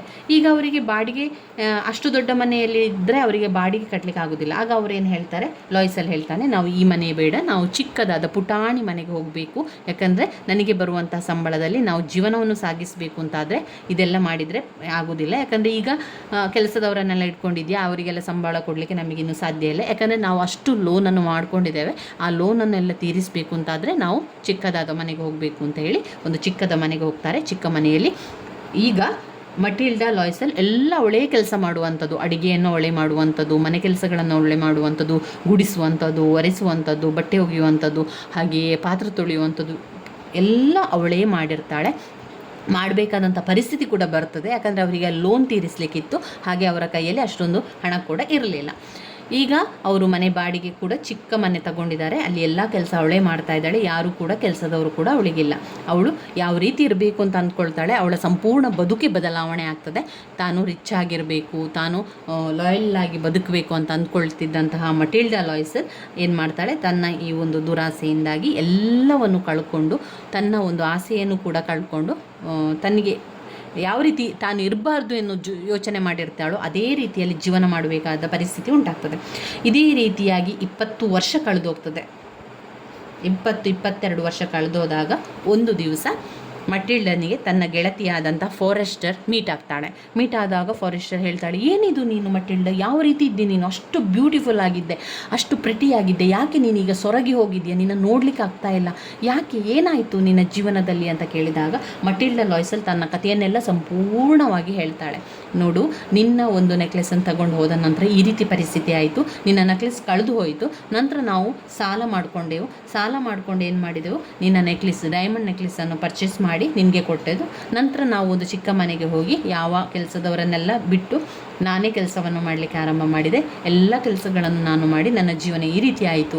20 ವರ್ಷ ಕಳೆದು ಹೋಯಿತು. ಈಗ ನಮ್ಮ ಸಾಲ ಎಲ್ಲ ತೀರಿ ಹೋಗಿದೆ, ಈಗ ಸಾಲ ಎಲ್ಲ ಮುಗಿಯಿತು, ಇನ್ನು ನಾವು ಚಿಂತೆ ಇಲ್ಲದೆ ಇರ್ಬೋದು ಅಂತ ಕಥೆಯನ್ನು ಹೇಳ್ತಾಳೆ. ಇದನ್ನು ಕೇಳಿಕೊಂಡಂತಹ ಗೆಳತಿಯಾದಂಥ ಫಾರೆಸ್ಟರಿಗೆ ಶಾಕ್ ಆಗ್ತದೆ, ದುಃಖ ಆಗ್ತದೆ. ಅದರ ಜೊತೆಗೆ ಅವಳು ಹೇಳ್ತಾಳೆ, ಯಾಕೆ ನೀನು ಅದನ್ನು ನನಗೆ ಮೊದಲೇ ಹೇಳಲಿಲ್ಲ, ನಿನಗೆ ಗೊತ್ತಿತ್ತಾ, ನಿನಗೆ ಯಾಕೆ ನೀನು ಈ ಒಂದು ವಿಷಯ ನನಗೆ ಆ ಒಂದು ಕಳೆದೋದಿರುವ ದಿವಸವೇ ನಿನಗೆ ನೀನು ಹೇಳಿದರೆ ನಾನು ನಿನಗೆ ಅವತ್ತೇ ಎಲ್ಲ ವಿಷಯವನ್ನು ಹೇಳ್ತಿದ್ದೆ, ನೀನು ಯಾಕೆ ನನಗೆ ಹೇಳಲಿಲ್ಲ? ಏನಾಯಿತು ಗೊತ್ತಾ, ಫಾರೆಸ್ಟರ್ ಹೇಳ್ತಾಳೆ ಮೆಟಿಲ್ಡಾ ಲಾಯ್ಸಲಲ್ಲಿ, ನೀನು ತಗೊಂಡು ಹೋದಂಥ diamond necklace original diamond necklace ಅಲ್ಲ, ಅದು ಆರ್ಟಿಫಿಷಿಯಲ್ ಡೈಮಂಡ್ ನೆಕ್ಲೆಸ್ ಆಗಿದೆ. ನಿನಗೆ ನಾನು ಕೊಟ್ಟಿರುವಂಥದ್ದು ನಿಜವಾದ ಡೈಮಂಡ್ ನೆಕ್ಲೆಸ್ ಅಲ್ಲ. ನೀನು ಯಾಕೆ ಅದನ್ನು ತೀರಿಸಲಿಕ್ಕೆ ಇಷ್ಟೊಂದು ಶ್ರಮಪಟ್ಟೆ? 22 ವರ್ಷಗಳ ಕಾಲ ನಿನ್ನ ಜೀವನವನ್ನೇ ಬದಲಾವಣೆ ಆಯಿತಲ್ವ. ನೀನು ಅವತ್ತೇ ಹೇಳ್ತಿದ್ರೆ ಎಲ್ಲ ಸರಿಯಾಗ್ತಿತ್ತು. ಅದು 14-15 ರೂಪಾಯಿ, ಅಂದರೆ ಒಂದು 15,000 ಆ ರೀತಿಯ ಒಂದು ನೆಕ್ಲೆಸ್ ಆಗಿತ್ತು. ಅದು ಆರ್ಟಿಫಿಷಿಯಲ್ ನೆಕ್ಲೆಸ್ ಆಗಿತ್ತು. ಅದಕ್ಕೆ ಹೆಚ್ಚು ದುಡ್ಡನ್ನು ಕೊಡಲಿಲ್ಲ ನಾನು ಅಂತ ಹೇಳ್ತಾಳೆ. ಇದನ್ನು ಕೇಳಿ ಮತ್ತಷ್ಟು ಶಾಕ್ ಆಗುವಂಥದ್ದು ಮಟಿಲ್ಡಾ ಲಾಯ್ಸಲಿಗೆ. ಇಲ್ಲಿ ಕತೆ ಎಂಡ್ ಆಗುವಂಥದ್ದು ನೋಡಿ. ಕೆಲವರ ಬದುಕು ಎಷ್ಟು ಟರ್ನಿಂಗ್ ಪಾಯಿಂಟನ್ನು ಪಡ್ಕೊಳ್ತದೆ ಅಂತ ಹೇಳಿದರೆ, ನಿರೀಕ್ಷೆಗೂ ನಿಲುಕದಂತಹ, ಊಹಿಸಲು ಸಾಧ್ಯವಾಗದಂತಹ ಬದುಕಿನ ಬದಲಾವಣೆ ಇಲ್ಲಿ ಮಟಿಲ್ಡಾ ಲಾಯ್ಸಲಿಗೆ ಆಗುವಂಥದ್ದನ್ನು ಕಾಣ್ಬೋದು. ಒಂದು ಪುಟ್ಟದಾದ ತಪ್ಪು, ಒಂದು ಪುಟ್ಟದಾದ ದುರಾಸೆ, ಒಂದು ಅತಿಯಾದ ಆಸೆ ಅವಳ ಬದುಕನ್ನು ಬದಲಾಯಿಸಿತು. ಒಂದು ಅದ್ಭುತವಾದಂಥ ಕತೆ ಸ್ನೇಹಿತರೆ ಇದು. ಇಲ್ಲಿ ಸಂಪೂರ್ಣವಾಗಿ ಇಂಗ್ಲೀಷ್ ಸಮ್ಮರಿ ಇದೆ, ಇದನ್ನೇ ಓದ್ಕೊಳ್ಳಿ, ತುಂಬಾ ಸುಲಭವಾಗಿ ಕೊಟ್ಟಿದ್ದಾರೆ. ಪುಟ ಸಂಖ್ಯೆ 94 ಮತ್ತು 95ರಲ್ಲಿ ಈ ಒಂದು ಸಮ್ಮರಿ ಇದೆ, ನೋಡ್ಕೊಳ್ಳಿ. ಇದಾದ ನಂತರ ನಾವು ಓದಬೇಕಾಗಿರುವಂಥ ಪಾಠ ಯಾವುದು ಅಂತ ನೋಡುವ. ಇನ್ನೂ ಓದಬೇಕಾಗಿರುವಂಥದ್ದು ಗಲಿವರ್ ಟ್ರಾವೆಲ್. ಅದನ್ನು ಕೂಡ ನಾವು ಇದೇ ವಿಡಿಯೋದಲ್ಲಿ ತಿಳಿತಾ ಹೋಗೋ, ಒಂದೇ ವಿಡಿಯೋದಲ್ಲಿ ಎಲ್ಲವನ್ನು ಕೂಡ ಸಂಪೂರ್ಣವಾಗಿ ಮುಗಿಸಿಬಿಡುವ ಪಾಠವನ್ನು. ಈಗಾಗಲೇ ಆಫ್ ಸ್ಟಡಿಯನ್ನು ನಾವು ಕಲ್ತಾಗಿದೆ. ಲೇಡೀಸ್ ಹೆಡ್ ಡ್ರೆಸ್ಸಸ್ ಆಯಿತು, ಹಾಗೆ ನೆಕ್ಲೆಸ್ ಆಯಿತು. ಇನ್ನು ಗಲಿವರ್ ಟ್ರಾವೆಲನ್ನು ತಿಳ್ಕೊಳ್ಳುವ. ಇನ್ನು ನಾವು ಮುಂದಿನ ಪಾಠ ನೋಡುವಂಥದ್ದು ಗಲಿವರ್ ಟ್ರಾವೆಲ್ಸ್ ಎನ್ನುವಂಥ ಪಾಠವನ್ನು ನೋಡುವ. ಗಲಿವರ್ ಟ್ರಾವೆಲ್ಸ್ ಪಾಠವನ್ನು ಬರೆದವರು ಜೊನಾಥನ್ ಸ್ವಿಫ್ಟ್ ಅವರು ಗಲಿವರ್ ಟ್ರಾವೆಲ್ ಎನ್ನುವಂಥ ಕಥೆಯನ್ನು ಬರೆದಿದ್ದಾರೆ ನೋಡಿ. ಪುಟ ಸಂಖ್ಯೆ 116 ತೆಗೀರಿ. ಪುಟ ಸಂಖ್ಯೆ 116ರಲ್ಲಿರುವಂತಹ ಅವರು ಕೊಟ್ಟಿರುವಂಥ ಸಮ್ಮರಿ ಇದೆಯಲ್ಲ, ಇದು ತುಂಬಾ ಸುಲಭವಾಗಿದೆ. ಇದನ್ನು ಅರ್ಥ ಮಾಡಿಕೊಂಡು ಇದನ್ನು ಬಾಯಿಪಾಠ ಮಾಡಿಕೊಂಡಾದರೂ ಇದನ್ನೇ ಸಮ್ಮರಿಯನ್ನು ಬರೀರಿ. ಇಲ್ಲಿ ನಾನೊಂದು ಸ್ವಲ್ಪ ಬರೆದಿದ್ದೇನೆ. ಅದಾದ ನಂತರ ಪುಟ ಸಂಖ್ಯೆ 116ರಲ್ಲಿರುವಂತಹ ಸಮ್ಮರಿಯನ್ನೇ ಓದ್ಕೊಂಡಿರುವಂಥದ್ದು ನಾನು ಕೂಡ, ಅದೇ ಅರ್ಥವನ್ನು ಕೊಡುವಂಥದ್ದು. ಇಲ್ಲಿ ಅವರು ಪ್ರಶ್ನೆ ಬಂದಿದೆ ನೋಡಿ, ವೆರಿ ವೆರಿ ಇಂಪಾರ್ಟೆಂಟ್ ಆಗಿರುವಂಥ ಪ್ರಶ್ನೆ. ಇದೇ ಪ್ರಶ್ನೆಯನ್ನು ಅವರು ಹೆಚ್ಚಾಗಿ ಕೇಳುವಂಥದ್ದು. Gulliver is received and treated by the Houyhnhnm on the island. ಅದು ಪ್ರೊನೌನ್ಸ್ ಅದು HOUY, ಹೊಯ್, HNMS, ಹೊಯ್ಹುನ್ಮನ್ಸ್ ಅಂತ ಏನು ಬರ್ತದೆ. ಅದು ನೀವು ಗಲಿವರ್ ಟ್ರಾವೆಲ್ ಎನ್ನುವಂತಹ ಕಥೆಯನ್ನು ಈಗಾಗಲೇ ಕೇಳಿರ್ಬೋದು. ಲಿಲ್ಲಿಪುಟ್ಟುಗಳಿರುವಂಥದ್ದು, ಆ ಊರಿಗೆ ಗಲಿವರ್ ಹೋಗುವಂಥದ್ದು, ಈ ಕಥೆಯನ್ನೆಲ್ಲ ನೀವು ಕೇಳಿರ್ಬೋದು. ದೊಡ್ಡ ವ್ಯಕ್ತಿ, ಪುಟಾಣಿಯಾದಂತಹ ಜನಗಳು ಇರುವಂತಹ ಜಾಗ, ಪುಟಾಣಿ ಜನರು ಇರುವಂತಹ ಆ ಒಂದು ಐಲ್ಯಾಂಡಿಗೆ ಗಲಿವರ್ ಹೋಗ್ತಾನೆ. ಗಲಿವರ್ ಬೇಕು ಅಂತ ಹೋಗುವಂಥದ್ದಲ್ಲ ಅಲ್ಲಿಗೆ ಅವನೇನು ಮಾಡ್ತಾನೆ ಅಂದರೆ, ಗಲಿವರ್ ಶಿಪ್ಪಲ್ಲಿರುವಂತಹ ಡಾಕ್ಟರ್ ಆಗಿರ್ತಾನೆ. ಯಾರಾಗಿರ್ತಾನೆ ಅವನು? ಶಿಪ್ಪಲ್ಲಿರುವಂತಹ ಡಾಕ್ಟರ್. ಇಲ್ಲಿ ನೋಡಿ, ಇಲ್ಲಿದೆ, ಗಲಿವರ್ ವಾಸ್ ಶಿಪ್ ಡಾಕ್ಟರ್. ಅವನು ಶಿಪ್ಪಲ್ಲಿ ವರ್ಕ್ ಮಾಡುವಂಥ doctor. Once his voyage ended dramatically when his ship wrecked due to violent storm. He managed to swim until he found land. ಈಗ ಏನಾಗ್ತದೆ ಅಂದರೆ, ಈ ಕತೆ ಆರಂಭವಾಗುವಂಥದ್ದು ಗಲಿವರ್ ಶಿಪ್ಪಿನ ಡಾಕ್ಟರ್ ಆಗಿದ್ದ. ಒಂದು ದಿವಸ ಏನಾಗ್ತದೆ ಅಂದರೆ, ಶಿಪ್ಪಿಗೆ ಈ ಹೊಡೆತ ಗಾಳಿ ಬರುವಂಥದ್ದು, ಸುಂಟರ ಗಾಳಿ, ಬಿರುಗಾಳಿ ಬಂದು ಆ ಒಂದು ಶಿಪ್ಪಿಗೆ ಆ ಒಂದು ಸುಂಟರ ಗಾಳಿ ಹೊಡಿತದೆ. ಅಂತಹ ಸಂದರ್ಭದಲ್ಲಿ ಶಿಪ್ ಏನಾಗ್ತದೆ? ಹಾಳಾಗ್ತದೆ, ಡೆಸ್ಟ್ರಾಯ್ ಆಗ್ತದೆ. ಡ್ರಾಮ್ಯಾಟಿಕಲಿ ಏನಾಗ್ತದೆ? ಎಂಡ್ ಆಗ್ತದೆ. ಅದು ಎಂಡೆಡ್ ಡ್ರಾಮ್ಯಾಟಿಕಲಿ. ಅವರ ಒಂದು ಶಿಪ್ಪು ಹಾಳಾಗ್ತದೆ, ಅದು ಅಲ್ಲೇ ಕಟ್ಟಾಗ್ತದೆ. ಅಲ್ಲಿರುವಂಥ ಜನರೆಲ್ಲ ನೀರಿಗೆ ಧುಮುಕ್ತಾರೆ. ಗಲಿವರ್ ಏನು ಮಾಡ್ತಾನೆ? ಅಲ್ಲಿ ನೀರಿಗೆ ಹೋಗಿ ನಂತರ ಅಲ್ಲಿಂದ ಈಜ್ಕೊಂಡು ತುಂಬಾ ಮುಂದೆ ಸಾಕ್ತಾನೆ. ಎಲ್ಲಿ ಅವನಿಗೆ ಊರು ಸಿಗ್ತದೆ ಅಥವಾ ಲ್ಯಾಂಡ್ ಎಲ್ಲಿ ಸಿಗ್ತದೆ ಅಲ್ಲಿಯ ತನಕ ಹುಡ್ಕೊಂಡು ಈಜ್ಕೊಂಡು ಹೋಗ್ತಾನೆ. ಅವನಿಗೆ ಒಂದು ಲ್ಯಾಂಡ್ ಸಿಗ್ತದೆ, ಅವನು ಫೌಂಡ್ ಮಾಡ್ತಾನೆ. ಒಂದು ಲ್ಯಾಂಡ್ ಅವನಿಗೆ ಸಿಗ್ತದೆ. ಅವನು ಮ್ಯಾನೇಜ್ ಮಾಡ್ತಾನೆ, ಸ್ವಿಮ್ ಮಾಡಿ ಮ್ಯಾನೇಜ್ ಮಾಡ್ತಾನೆ. He manage to swim until he found land. ಒಂದು ಲ್ಯಾಂಡ್ ಅವನಿಗೆ ಸಿಗ್ತದೆ, ಅಲ್ಲಿಗೆ ಹೋಗ್ತಾನೆ. ಆಯಿತಾ? ಅಲ್ಲಿಂದ ಕತೆ ಆರಂಭವಾಗುವಂಥದ್ದು. ಯಾವ ಊರಿಗೆ ಅವನು ಹೋಗಿದ್ದಾನೆ ಅವನಿಗೆ ಗೊತ್ತಿಲ್ಲ. ಯಾವ ಊರಲ್ಲಿದ್ದೇವೆ, ಯಾವ ಊರಿಗೆ ಹೋಗಿದ್ದೇನೆ ಏನು ಗೊತ್ತಿಲ್ಲ. ಆದರೆ ಅಲ್ಲಿ ಅವನು ನೋಡಿದಂತಹ ಕೆಲವು ಅದ್ಭುತ ಕ್ಷಣಗಳನ್ನು ಅವನು ಬರೆಯುವಂಥ ಕತೆ ಇದು. ಅವನು ಒಂದು ಐಲ್ಯಾಂಡ್ ಥರ ಒಂದು ಭೂಮಿಗೆ ಹೋಗ್ತಾನೆ. ಅಲ್ಲಿ ಪುಟಾಣಿಯಾಗಿರುವಂಥದ್ದು ನಮ್ಮ ಹೆಬ್ಬೆರಳಿನಷ್ಟು ಗಾತ್ರದ ಮನುಷ್ಯರು ಅಲ್ಲಿರುವಂಥದ್ದು. ಅಲ್ಲಿ ಸಂಪೂರ್ಣ ಜೀವನ ಮಾಡುವಂಥವ್ರು ಅವರೇ ಆಗಿರ್ತಾರೆ. ತುಂಬ ಕುಬ್ಜರಾಗಿರ್ತಾರೆ, ಪುಟಾಣಿಗಳಾಗಿರ್ತಾರೆ. ಪುಟ್ಟು ಇಷ್ಟೇ ನಮ್ಮ ಕೈ ಬೆರಳಿಷ್ಟಿರ್ತದೆ ಅಷ್ಟೇ ಇರುವಂತಹ ಲಿಲ್ಲಿಪುಟ್ಗಳು ಅಲ್ಲಿರುವಂಥವರು. ಆರಂಭದಲ್ಲಿ ಅವನು ಹೋಗ್ತಾನೆ. ಅಲ್ಲಿ ಅವನಿಗೆ ಆರಂಭದಲ್ಲಿ ಕುದುರೆಗಳು, ಮಾತನಾಡುವಂತಹ ಕೆಲಸ ಮಾಡುವಂತಹ ಕುದುರೆಗಳು ಸಿಗ್ತದೆ.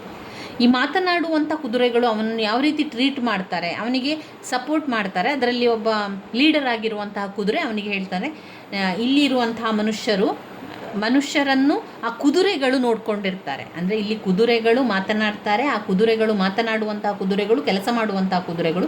ಆ ಕುದುರೆಗಳೆಲ್ಲ ತುಂಬ ದೊಡ್ಡ ಗಾತ್ರದವುಗಳಾಗಿರ್ತದೆ, ಬೃಹತ್ ಗಾತ್ರದ ಕುದುರೆಗಳಾಗಿರ್ತದೆ. ಈ ಕುದುರೆಗಳೇನು ಮಾಡ್ತಾರೆ ಅಂದರೆ ಈ ಲಿಲಿಪುಟ್ಟುಗಳನ್ನೆಲ್ಲ ನೋಡ್ಕೊಂಡಿರುವಂಥದ್ದು, ಅಂದರೆ ಅವರನ್ನು ಕೆಲಸಕ್ಕೆ ಇಟ್ಕೊಳ್ಳುವಂಥದ್ದು, ಅವರು ಕೆಲಸ ಮಾಡುವಂಥದ್ದು ಕಾಣ್ಬೋದಲ್ಲಿ. ಅಲ್ಲಿ ಕುದುರೆ ಏನು ಮಾಡ್ತದೆ ಅಂದರೆ ಉಳಿದಿರುವಂಥ ಕುದುರೆಗಳಿಗೆಲ್ಲ ಗಲಿವರ್ ಬಂದಿರೋದು ಇಷ್ಟೇ ಇರೋದಿಲ್ಲ. ಆದರೆ ನಾಯಕನಾದಂತಹ ಕುದುರೆ ಮಾತನಾಡ್ತದೆ, ಆದರೆ ನಮ್ಮ ಒಂದು ಲ್ಯಾಂಗ್ವೇಜಲ್ಲಿ ಮಾತನಾಡೋದಿಲ್ಲ, ಅದು ಬೇರೆ ಆದಂತಹ ಒಂದು ಸ್ವರದಲ್ಲಿ ಮಾತನಾಡ್ತಾ ಇತ್ತು. ಅದು ಗಲಿವರಿಗೆ ಅರ್ಥ ಆಗ್ತಾ ಇರಲಿಲ್ಲ. ಆದರೆ ಕೈ ಭಾಷೆಯ ಮುಖಾಂತರ ಮಾತನಾಡುವುದರ ಮೂಲಕ ನಾಯಕನಾದಂತಹ ಕುದುರೆ ಮತ್ತು ಗಲಿವರ್ ಗೆಳೆತನ ಆರಂಭ ಆಗ್ತದೆ. ಅವರಿಗಿಬ್ಬರಿಗೂ ಒಂದು ಬಾಂಡ್ ಉಂಟಾಗ್ತದೆ, ಅವರಿಗಿಬ್ಬರಿಗೂ ಖುಷಿ ಆಗ್ತದೆ. ಉಳಿದಿರುವಂತಹ ಕುದುರೆಗಳೆಲ್ಲ ಅವನಿಗೆ ಜೋರು ಮಾಡ್ತಾರೆ ನಾಯಕನಿಗೆ, ಯಾಕೆ ಅವನನ್ನು ಇಟ್ಕೊಂಡಿದ್ಯಾ, ಅವನು ಕೆಟ್ಟವರು, ಮನುಷ್ಯರನ್ನು ಇಟ್ಕೊಳ್ಬಾರ್ದು, ಮನುಷ್ಯರು ಯಾವಾಗಲೂ ಕೆಟ್ಟತನವನ್ನು ಮಾಡುವಂಥದ್ದು, ಅವರ ಮನಸ್ಸಲ್ಲಿ ಯಾವಾಗಲೂ ಕೆಟ್ಟದೇ ಇರ್ತದೆ, ಅವರು ಕೆಟ್ಟದನ್ನು ಮಾಡ್ತಾರೆ, ಅವರು ನಮಗೆ ಅನ್ಯಾಯ ಮಾಡ್ತಾರೆ, ಅವರನ್ನು ನಂಬೇಡ ಎನ್ನುವಂಥದ್ದು ಎಲ್ಲರೂ ಹೇಳ್ತಾರೆ.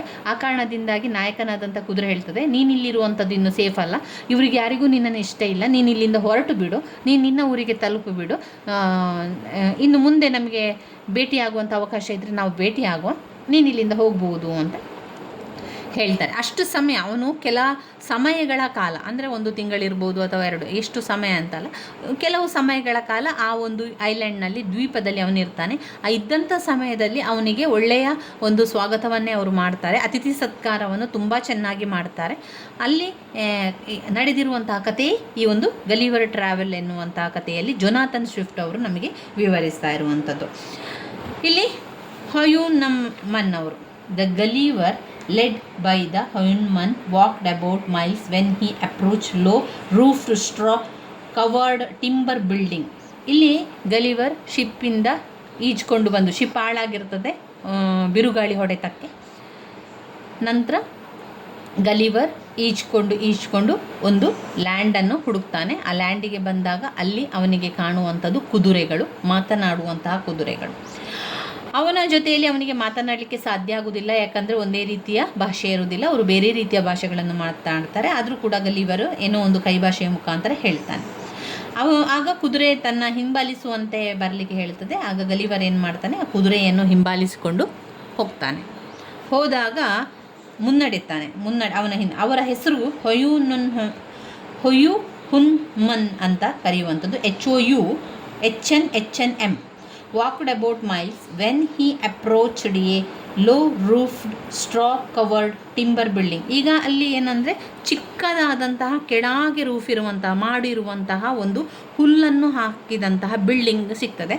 ಆ ಬಿಲ್ಡಿಂಗಲ್ಲಿ ಅವನನ್ನು ಇರಿಸ್ತಾರೆ. ನೀನು ಇಲ್ಲಿರು ಅಂತ ಕೇಳಿಸ್ತಾರೆ. ಯಾಕಂದರೆ ಕುದುರೆಗಳೆಲ್ಲ ಮನುಷ್ಯರ ಗಾತ್ರದಲ್ಲಿ ಇದ್ದವು, ಆದರೆ ಅಲ್ಲಿದ್ದಂಥ ಮನುಷ್ಯರು ಮಾತ್ರ ಲಿಲಿಪುಟುಗಳಾಗಿದ್ದರು. He was led in by the horse and was surprised to find only horse inside. ಈಗ ಅವನಿಗೆ ತುಂಬಾ ಆಶ್ಚರ್ಯ ಆಗ್ತದೆ. ಇಲ್ಲಿ ಎಲ್ಲಿ ನೋಡಿದರೂ ಕೂಡ ಹಾರ್ಸ್ಗಳಿರ್ತದೆ, ಹಾರ್ಸ್ಗಳು ಮಾತನಾಡ್ತಾ ಇರ್ತದೆ. ಹಾರ್ಸ್ಗಳು ಅಂದರೆ ಕುದುರೆಗಳು ಮಾತನಾಡ್ತಾ ಇರ್ತಾರೆ. ಎಲ್ಲ ಕುದುರೆಗಳು ತಮ್ಮ ಮನೆ ಕೆಲಸಗಳನ್ನು ಮಾಡ್ತಾ ಇರ್ತಾರೆ. ಯಾವ ರೀತಿ ಮನುಷ್ಯರು ಒಂದು ಮನೆಗಳಲ್ಲಿ ಎಲ್ಲ ಕೆಲಸಗಳನ್ನು ಮಾಡ್ತದೋ ಅದೇ ರೀತಿ ಇಲ್ಲಿ ಕುದುರೆಗಳು ಮನೆ ಕೆಲಸಗಳನ್ನು ಮಾಡ್ತಾ ಇರ್ತದೆ. ಗೃಹ ಕೃತ್ಯದ ಬಳಕೆಯ ಎಲ್ಲ ವಸ್ತುಗಳನ್ನು ಮಾಡ್ತಾ ಇರ್ತದೆ. ಮನೆ ಕ್ಲೀನ್ ಮಾಡುವಂಥದ್ದು, ಪಾತ್ರೆ ತೊಳೆಯುವಂಥದ್ದು, ಎಲ್ಲ ಕೆಲಸಗಳನ್ನು ಈ ಒಂದು ಕುದುರೆಗಳು ಮಾಡ್ತಾನೆ ಇರ್ತದೆ. ಇದು ಅವನಿಗೆ ತುಂಬಾ ಆಶ್ಚರ್ಯ ಆಗ್ತದೆ.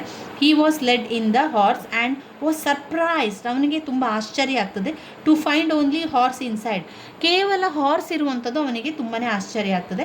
Some of them employ in domestic work. ಕೆಲವು ಅಲ್ಲಿ ಕುದುರೆಗಳು ಕೆಲವು ಕೆಲಸಗಾರರಿರ್ತಾರೆ, ಅವರೆಲ್ಲ ಗೃಹ ಬಳಕೆಯ ಕೆಲಸಗಳನ್ನು ಮಾಡ್ತಾ ಇರ್ತಾರೆ. A grey horse appeared from within the communicated in an authoritative manner.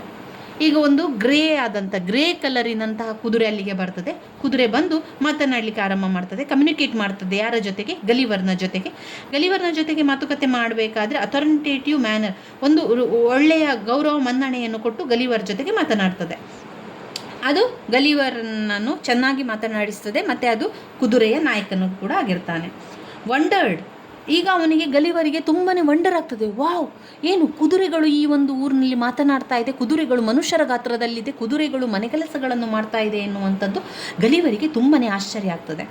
ಅವನಿಗೆ ಅನಿಸ್ತದೆ, ಎಷ್ಟು ಇಂಟೆಲಿಜೆಂಟ್ ಇದ್ದಾರೆ ಈ ಒಂದು ಕುದುರೆಗಳು. The people who had civilised those must be. Gulliver followed the grey. He was led into the room where his astonishment he noticed the mare. ಆ ಒಂದು grey ಕುದುರೆ ಅವನ ರೂಮಿಗೆ ಬರ್ತದೆ. ಅಲ್ಲಿ ಗ್ರೇ ಕುದುರೆ ಮಾತನಾಡಲಿಕ್ಕೆ ಪ್ರಾರಂಭ ಮಾಡ್ತದೆ. ಆದರೆ ಇವನಿಗೆ ಅರ್ಥ ಆಗೋದಿಲ್ಲ, ಆದರೆ ಕೆಲವೊಂದು ಕೈ ಭಾಷೆಗಳ ಮೂಲಕ ಕೆಲವೊಂದು ವಿಷಯ ಗೊತ್ತಾಗ್ತದೆ. ಆಗ ಅವನಿಗೆ ಅಬ್ಸರ್ವ್ ಮಾಡ್ತಾನೆ, ಸುತ್ತಮುತ್ತಲು ಕುದುರೆಗಳಿರುವಂಥದ್ದು, ಕುದುರೆಗಳಿರುವಂಥದ್ದು, ಕುದುರೆಗಳೆಲ್ಲ ಗೃಹ ಬಳಕೆಯ ಕೆಲಸಗಳನ್ನು ಮಾಡ್ತಾ ಇದೆ, ಮನೆ ಕೆಲಸಗಳನ್ನೆಲ್ಲ ಮಾಡ್ತಾ ಇದೆ. ಎಷ್ಟು ಇಂಟೆಲಿಜೆಂಟ್ ಇದ್ದಾರೆ ಈ ಕುದುರೆಗಳು ಅಂತ ಒಂದು ಆಶ್ಚರ್ಯ ಆಗ್ತದೆ. ಈ ಒಂದು ಸಿಟೀಸ್, ಈ ಒಂದು ಸಿವಿಲೈಸೇಷನಲ್ಲಿ, ಈ ಒಂದು ಎನ್ವೈರ್ಮೆಂಟಲ್ಲಿ, ಈ ಒಂದು ಪರಿಸರದಲ್ಲಿ ಈ ರೀತಿಯ ಒಂದು ಅದ್ಭುತ ಅವನು ನೋಡ್ತಾನೆ. ಅಲ್ಲಿ ಒಂದು ಹೆಣ್ಣು ಕುದುರೆ ಇರುವಂಥದ್ದು ಕೂಡ ಕಾಣ್ತದೆ. Mare, a colt and foal, all sitting on their haunches. The word Yahoo was frequently repeated by the mare, who looked at Gulliver intently and disdainfully. ಈಗ ಅಲ್ಲಿ ಹೆಣ್ಣು ಕುದುರೆಗಳನ್ನೆಲ್ಲ ಕಾಣ್ತದೆ. ಹೆಣ್ಣು ಕುದುರೆಗಳು ಏನು ಮಾಡ್ತದೆ ಅಂದರೆ ಈ ಗಲಿವರನ್ನು ತಿರಸ್ಕಾರ ಭಾವದಿಂದ ನೋಡ್ತದೆ. ಇವನು ಯಾಕೆ ಬಂದಿದ್ದಾನೋ, ಇವನು ಎಲ್ಲಿಂದ ಬಂದಿದ್ದಾನೋ ಎನ್ನುವಂತಹ ಒಂದು ತಿರಸ್ಕಾರದಿಂದ ನೋಡುವಂಥದ್ದು. ಡಿಸ್ಡೇನ್ಫುಲಿ ಅಂದರೆ ತಿರಸ್ಕಾರ ಭಾವದಿಂದ ಕುದುರೆಗಳು ನೋಡ್ತಾ ಇರ್ತದೆ. ಇವನಿಗೆ ಆಶ್ಚರ್ಯ ಆಗ್ತದೆ ಗಲಿವರಿಗೆ, ಈ ಕುದುರೆಗಳು ಈ ಒಂದು ಸಿವಿಲೈಸೇಷನ್ನಲ್ಲಿ, ಈ ಒಂದು ಪ್ರದೇಶದಲ್ಲಿ ಎಷ್ಟೊಂದು ಇಂಟೆಲಿಜೆಂಟ್ ಆದಂಥ ಕುದುರೆಗಳಿದೆ. ಮನುಷ್ಯನ ಗಾತ್ರದಲ್ಲಿರುವಂಥ ಕುದುರೆ ಮನೆ ಕೆಲಸಗಳನ್ನು ಮಾಡ್ತಾ ಇದೆ, ಅದಕ್ಕೆ ಬೇಕಾದ ರೀತಿಯಲ್ಲಿದೆ. ಆದರೆ ಇಲ್ಲಿ ಯಾರೊಬ್ಬರು ಮನುಷ್ಯರನ್ನು ಅವನಿಗೆ ಕಾಣ್ತಾ ಇಲ್ಲ, ಎಲ್ಲ ಕುದುರೆಗಳೇ ಇರುವಂಥದ್ದು. ಕುದುರೆಗಳು ಕೂಡ ಹೆಣ್ಣು ಕುದುರೆಯನ್ನು ಕಾಣ್ತದೆ. ಹೆಣ್ಣು ಕುದುರೆ ಬರ್ತದೆ, ಇವನನ್ನು ನೋಡ್ತದೆ, ಹಾಗೆಯೇ ಒಂದು ತಿರಸ್ಕಾರ ಭಾವದಿಂದ ನೋಡ್ತದೆ. ಯಾರೋ ಏನು ಎನ್ನುವಂಥ ತಿರಸ್ಕಾರ ಭಾವದಿಂದ ನೋಡ್ತದೆ. ಅದನ್ನು ಅವನು ಗಲಿವರ್ ಅಬ್ಸರ್ವ್ ಮಾಡ್ತಾನೆ. ಗಲಿವರ್ ಮತ್ತೊಂದು ಅಬ್ಸರ್ವ್ ಮಾಡ್ತಾನೆ. ಇಲ್ಲಿ ಕುದುರೆಗಳೆಲ್ಲ ಪ್ರತಿ ಬಾರಿ ಒಂದು ರಿಪೀಟ್ ಮಾಡ್ತಾರೆ, ಯಾಹೂ ಅಂತ ಒಂದು ರಿಪೀಟ್ ಮಾಡ್ತಾರೆ. YAHOO ಎನ್ನುವಂಥದ್ದು, ಯಾಹೂ ಎನ್ನುವಂಥ ವರ್ಡನ್ನು ಹೆಚ್ಚು ರಿಪೀಟ್ ಮಾಡ್ತಾನೆ ಇರ್ತಾರೆ. ಆಯಿತಾ? ಇಷ್ಟೆಲ್ಲ ಆದಮೇಲೆ ಗಲಿವರ್ ಮತ್ತು ಅಲ್ಲಿನ ನಾಯಕನಾದಂತಹ ಗ್ರೇ ಹಾರ್ಸಿಗೆ ತುಂಬಾ ಬಾಂಡ್ ಬೆಳೀತದೆ. ಅವರು ಕೈ ಭಾಷೆಯ ಮುಖಾಂತರ ಮಾತುಗಳನ್ನು ಆಡ್ತಾರೆ. ಆ ಮಾತುಗಳು ಇಬ್ಬರಿಗೂ ಕೂಡ ಅರ್ಥವಾಗುವ ರೀತಿಯಲ್ಲಿ ಅದಿರ್ತದೆ. ಆ ಒಂದು ಕಮ್ಯುನಿಕೇಷನ್ ಅವರಿಗೆ ಅಂಡರ್ಸ್ಟ್ಯಾಂಡ್ ಆಗ್ತದೆ ಇಬ್ಬರಿಗೂ ಸಹ. ಈಗ ಗಲಿವರಿಗೆ ಕೂತ್ಕೊಳ್ಳಿಕ್ಕೆ ಒಂದು ಮನೆ ಬೇಕು. ಅವರು ದೊಡ್ಡದಾದ ಜಾಗವನ್ನು ಕೊಡ್ತಾರೆ, ಹಾಗೆ ಹಾಕಲಿಕ್ಕೆ ಡ್ರೆಸ್ ಬೇಕಲ್ವ. ಆವಾಗ ಅವನಿಗೆ ಅನಿಸ್ತದೆ, ಮನುಷ್ಯರು ಆ ಊರಿನಲ್ಲಿ ಲಿಲಿಪುಟುಗಳಿದ್ರು, ಇಷ್ಟೇ ಕೈಬೆರಳಿನಷ್ಟು ಗಾತ್ರದ ಲಿಲಿಪುಟುಗಳಿದ್ರು. 1000 ಲಿಲಿಪುಟುಗಳಿಗೆ ಹಾಕುವಂಥ ಡ್ರೆಸ್ಗಳನ್ನು ಎಷ್ಟು ದೊಡ್ಡದು ಬೇಕೋ ಅಷ್ಟು ಈ ಗಲಿವರಿಗೆ ಬೇಕು ಅಂತ ಈ ಮೇರಿಗೆ, ಈ ಯಾರಿಗೆ ಗ್ರೇ ಹಾರ್ಸಿಗಿದೆಯಲ್ಲ ಕುದುರೆಗೆ ಅನಿಸ್ತದೆ. ಅದು ಅಷ್ಟು ದೊಡ್ಡದಾದಂತಹ ಒಂದು ಬಟ್ಟೆಯನ್ನು ಹೊಲಿಲಿಕ್ಕೆ ಆರ್ಡರ್ ಹೇಳ್ತದೆ, ಅದು ಅಷ್ಟು ಮಾಡಿ ಅಂತ. ಅಲ್ಲಿ ಲಿಲಿಪುಟ್ಟುಗಳು ಎಲ್ಲ ರಾಜರುಗಳೆಲ್ಲ ಇರ್ತದೆ. ಆದರೆ ಎಲ್ಲವನ್ನು ಕೂಡ ಕಂಟ್ರೋಲ್ ಮಾಡುವಂಥದ್ದು ಈ ಕುದುರೆ ಮನುಷ್ಯನಷ್ಟೇ ಸ್ಟ್ರಾಂಗ್ ಆಗಿರ್ತದೆ ಅಲ್ಲಿ. ಆಮೇಲೆ ಅದಕ್ಕೆ ಗಲಿವರಿಗೆ ಬೇಕಾದ ಡ್ರೆಸ್ಸನ್ನು ಕೂಡ ಮಾಡಿಕೊಡ್ತಾರೆ. ಅದಾದ ಮೇಲೆ ಅವನಿಗೆ ಬೇಕಾದಂಥ ಊಟೋಪಚಾರಗಳನ್ನೆಲ್ಲ ಮಾಡಿಕೊಡುವಂಥದ್ದು. ಇಲ್ಲಿ ಕುದುರೆಗಳೇನು ಮಾಡ್ತದೆ ಅಂತ ಹೇಳಿದರೆ ಬ್ರೆಡ್ ತಿನ್ನುವಂಥದ್ದು, ಹಾಲು ಕುಡಿಯುವಂಥದ್ದೆಲ್ಲ ಮಾಡ್ತದೆ. ಅದೇ ರೀತಿಯಲ್ಲಿ ಗಲಿವರಿಗೂ ಕೂಡ ವಾರ್ಮ್ ಮಿಲ್ಕನ್ನು ಕೊಡ್ತಾರೆ, ಹಾಗೆ ಮೇಡ್ ಕೈಂಡ್ ಆಫ್ ಬ್ರೆಡ್, ಅಲ್ಲಿ ಅವರು ಬ್ರೆಡ್ಡನ್ನು ಉಪಯೋಗಿಸುವಂಥದ್ದು. ಆದ್ದರಿಂದ ಇಲ್ಲಿ ಗಲಿವರಿಗೂ ಕೂಡ ಬ್ರೆಡ್ಡನ್ನು ಮಾಡಿಕೊಡ್ತಾರೆ, ವಾರ್ಮ್ ಮಿಲ್ಕನ್ನು ಕೊಡ್ತಾರೆ. Later he was accommodated in a lodge where he had sound sleep on bed of straw. ಅಲ್ಲಿ ಆ ಒಂದು ಹುಲ್ಲುಗಾವಲಿನಲ್ಲಿ ಹಾಸಿದಂತಹ ಮನೆ ಅಂದರೆ ರೂಮನ್ನು ಅವನಿಗೆ ಮಾಡಿಕೊಡ್ತಾರಲ್ವ, ಅಲ್ಲಿ ಅವನಿಗೆ ಅಲ್ಲಿಯೇ ತಯಾರಿಸಿದಂತಹ ಬ್ರೆಡ್ಡನ್ನು ಕೊಡ್ತಾರೆ, ಹಾಗೆ ವಾರ್ಮ್ ಆದಂತಹ ಮಿಲ್ಕನ್ನು ಕೂಡ ಕೊಡ್ತಾರೆ. ಆಮೇಲೆ ಗಲಿವರ್ ಮತ್ತು ಮಾಸ್ಟರ್ ಹಾರ್ಸ್ ಇದೆಯಲ್ಲ, at the command of the master horse, Yahoo was brought close to Gulliver and the similarities in their physical features noticed and discussed. When the master horse expressed his concern that Gulliver had not had anything to eat. ಈಗ master horse ಮತ್ತು Gulliver ತುಂಬಾ close ಆಗಿದ್ದಾರೆ. ಅವರಿಗೆ ಒಬ್ಬರನ್ನೊಬ್ಬರು ಮಾತನಾಡುವಾಗ ಅರ್ಥ ಆಗ್ತಾ ಇದೆ. ಆವಾಗ ಮಾಸ್ಟರ್ ಹಾರ್ಸಿಗೆ ಅನಿಸ್ತದೆ ಗಲಿವರ್ ಏನೂ ತಿನ್ನಲಿಲ್ಲ, ಪಾಪ ಅವನು ಹಸಿವೆಯಲ್ಲಿದ್ದಾನೆ, ಅವನಿಗೆ ಏನೂ ಸಿಗ್ತಾ ಇಲ್ಲ, ಅವನಿಗೆ ತಿನ್ನುವಂಥದ್ದು ಏನಿದೆ, ನಾವು ಏನು ಕೊಡುವಂಥದ್ದು ಅಂತ ಅವರು ಯೋಚನೆ ಮಾಡ್ತಾ ಇರ್ತಾರೆ. ಆಗ ಯಾರು ಆ ಒಂದು ಮಾಸ್ಟರ್ ಹಾರ್ಸ್ ಹೇಳ್ತದೆ, ನಾವು ತಗೊಳ್ಳುವಂತಹ ವಾರ್ಮ್ ಮಿಲ್ಕ್ ಮತ್ತು ನಾವೇ ತಯಾರಿಸುವಂಥ ಬ್ರೆಡ್ ನಿನಗೆ ಆಗ್ಬೋದಾ ಅಂತ ಕೇಳುವ ರೀತಿಯಲ್ಲಿ ತೋರಿಸ್ತಾರೆ. ಅದನ್ನು ಒಪ್ಪಿಕೊಂಡಂತಹ ಗಲಿವರಿಗೆ ಅವರೇನು ಮಾಡ್ತಾರೆ, ವಾರ್ಮ್ ಮಿಲ್ಕನ್ನು ಕೊಡ್ತಾರೆ, ಹಾಗೆ ಅವರೇ ತಯಾರಿಸುವಂಥ ಬ್ರೆಡ್ಡನ್ನು ಕೂಡ ಕೊಡ್ತಾರೆ. ಅದನ್ನು ಗಲಿವರ್ ತಿಂದ್ಕೊಂಡು ಸಮಾಧಾನವನ್ನು ಪಡ್ಕೊಳ್ತಾನೆ. ಅದಾದ ಮೇಲೆ ಗಲಿವರಿಗೆ ಪ್ರತಿ ದಿವಸ ಪ್ರತಿಕ್ಷಣ ಒಂದು ರೀತಿಯ ಆಶ್ಚರ್ಯಚಕಿತವಾಗಿರ್ತದೆ. ಎಲ್ಲವೂ ಕೂಡ ಹೊಸತು. ಅವರ ಒಂದು ಎಲ್ಲ ಕ್ರಮ ರೀತಿ ನೀತಿಗಳು ಬದಲಾವಣೆಗಳಿರ್ತದೆ. ಇಲ್ಲಿ ಹಾರ್ಸ್ ಹೇಳ್ತದೆ, ನೋಡು, ನೀನಿಲ್ಲಿ ಇರಲಿಕ್ಕೆ ಯಾರಿಗೂ ಕೂಡ ಇಷ್ಟ ಇಲ್ಲ. ನಮ್ಮ ಫ್ಯಾಮಿಲಿಯಲ್ಲಿ, ನಮ್ಮ ಕುಟುಂಬದಲ್ಲಿ ನೀನಿರುವಂಥದ್ದು ಯಾರಿಗೂ ಇಷ್ಟ ಇಲ್ಲ. ನನಗೆ ನಿನ್ನನ್ನು ತುಂಬ ಇಷ್ಟ ಆಗಿದೆಯಾ, ನೀನು ನನ್ನ ಜೊತೆಗೆ ಒಳ್ಳೆಯ ಅಂಡರ್ಸ್ಟ್ಯಾಂಡಿಂಗ್ ನಾವಿದ್ದೇವೆ, ಬಟ್ ನಮ್ಮನ್ನು ಯಾರು ಕೂಡ ಒಪ್ತಾ ಇಲ್ಲ ನಿನ್ನನ್ನು. ನೀನು ಇಲ್ಲಿಂದ ಹೋಗು, ನೀನು ಎಲ್ಲಿಯಾದರೂ ಕೂಡ ನಿನ್ನ ಊರನ್ನು ನೀನು ಸೇರ್ಕೋ ಅಂತ ಹೇಳ್ತಾನೆ. ಅದಕ್ಕೆ ಗಲಿವರ್ ಕೇಳ್ತಾನೆ, ಯಾಕೆ, ಏನಾಯಿತು, ಯಾಕೆ ಅವರಿಗೆಲ್ಲ ಇಷ್ಟ ಇಲ್ಲ ಅಂತ ಕೇಳಿದಾಗ ಮಾಸ್ಟರ್ ಹಾರ್ಸ್ ಹೇಳ್ತದೆ, ನೋಡು, ಅವರೆಲ್ಲ ಹೇಳುವಂಥದ್ದು ಮನುಷ್ಯರು ಕೆಟ್ಟ ಜೀವಿಗಳು, ಮನುಷ್ಯರು ಒಳ್ಳೆಯವರಲ್ಲ, ಮನುಷ್ಯರಿಗೆ ಅಹಂಕಾರ, ಅವರಲ್ಲಿ ದ್ವೇಷ, ಅವರಲ್ಲಿ ಒಂದು ರೀತಿಯ ತಿರಸ್ಕಾರ ಮನೋಭಾವನೆಗಳೆಲ್ಲ ಇರ್ತದೆ. ಅವರು ಯಾವತ್ತೂ ಒಳ್ಳೆಯವರಾಗಲಿಕ್ಕೆ ಸಾಧ್ಯ ಇಲ್ಲ. ಮನುಷ್ಯರು ಎನ್ನುವಂಥವರು ಅವರು ಕೆಟ್ಟವರು, ಕೆಟ್ಟದನ್ನು ಮಾಡ್ತಾರೆ, ದ್ವೇಷ ಮಾಡ್ತಾರೆ, ಇನ್ನೊಬ್ಬರ ಮೇಲೆ ಅಸೂಯೆ ಪಡ್ತಾರೆ, ಇನ್ನೊಬ್ಬರನ್ನು ಕೆಳಗೆ ತಳ್ತಾರೆ. ಇದೆಲ್ಲ ಕಾರಣದಿಂದಾಗಿ ಮನುಷ್ಯರು ಕೆಟ್ಟವರು, ಅವರನ್ನು ಯಾವತ್ತೂ ನೀನು ನಂಬೇಡ ಅಂತ ನಮಗೆ ಹೇಳಿದ್ದಾರೆ. ಅದರಿಂದ ಅವರಿಗೆ ಯಾರೂ ನಿನ್ನನ್ನು ಇಷ್ಟ ಇಲ್ಲ, ನೀನೇನು ಮಾಡಬೇಕು, ನೀನು ಇವತ್ತೇ ಇಲ್ಲಿಂದ ಹೋಗಬೇಕು ಅಂತ. ಅದು ತುಂಬಾ ದುಃಖ ಆಗ್ತದೆ ಗಲಿವರಿಗೆ. ಗಲಿವರ್ ಕೂಡ ಹೇಳ್ತಾನೆ, ಸರಿ, ನಿನಗೆ ಇಷ್ಟ ಇಲ್ಲ ಅಂತಾದರೆ ನಾನು ಇಲ್ಲಿಂದ ಹೊರಟು ಹೋಗ್ತೇನೆ, ನಾವು ಸಾಧ್ಯ ಆದಾಗ ನಾವು ಯಾವತ್ತಾದರೂ ಒಂದು ದಿವಸ ಭೇಟಿ ಆಗುವ ಅಂತ ಹೇಳಿ ಗಲಿವರ್ ಅಲ್ಲಿಂದ ಹೊರಡುವಂಥದ್ದು ಕಥೆಯಾಗಿರ್ತದೆ.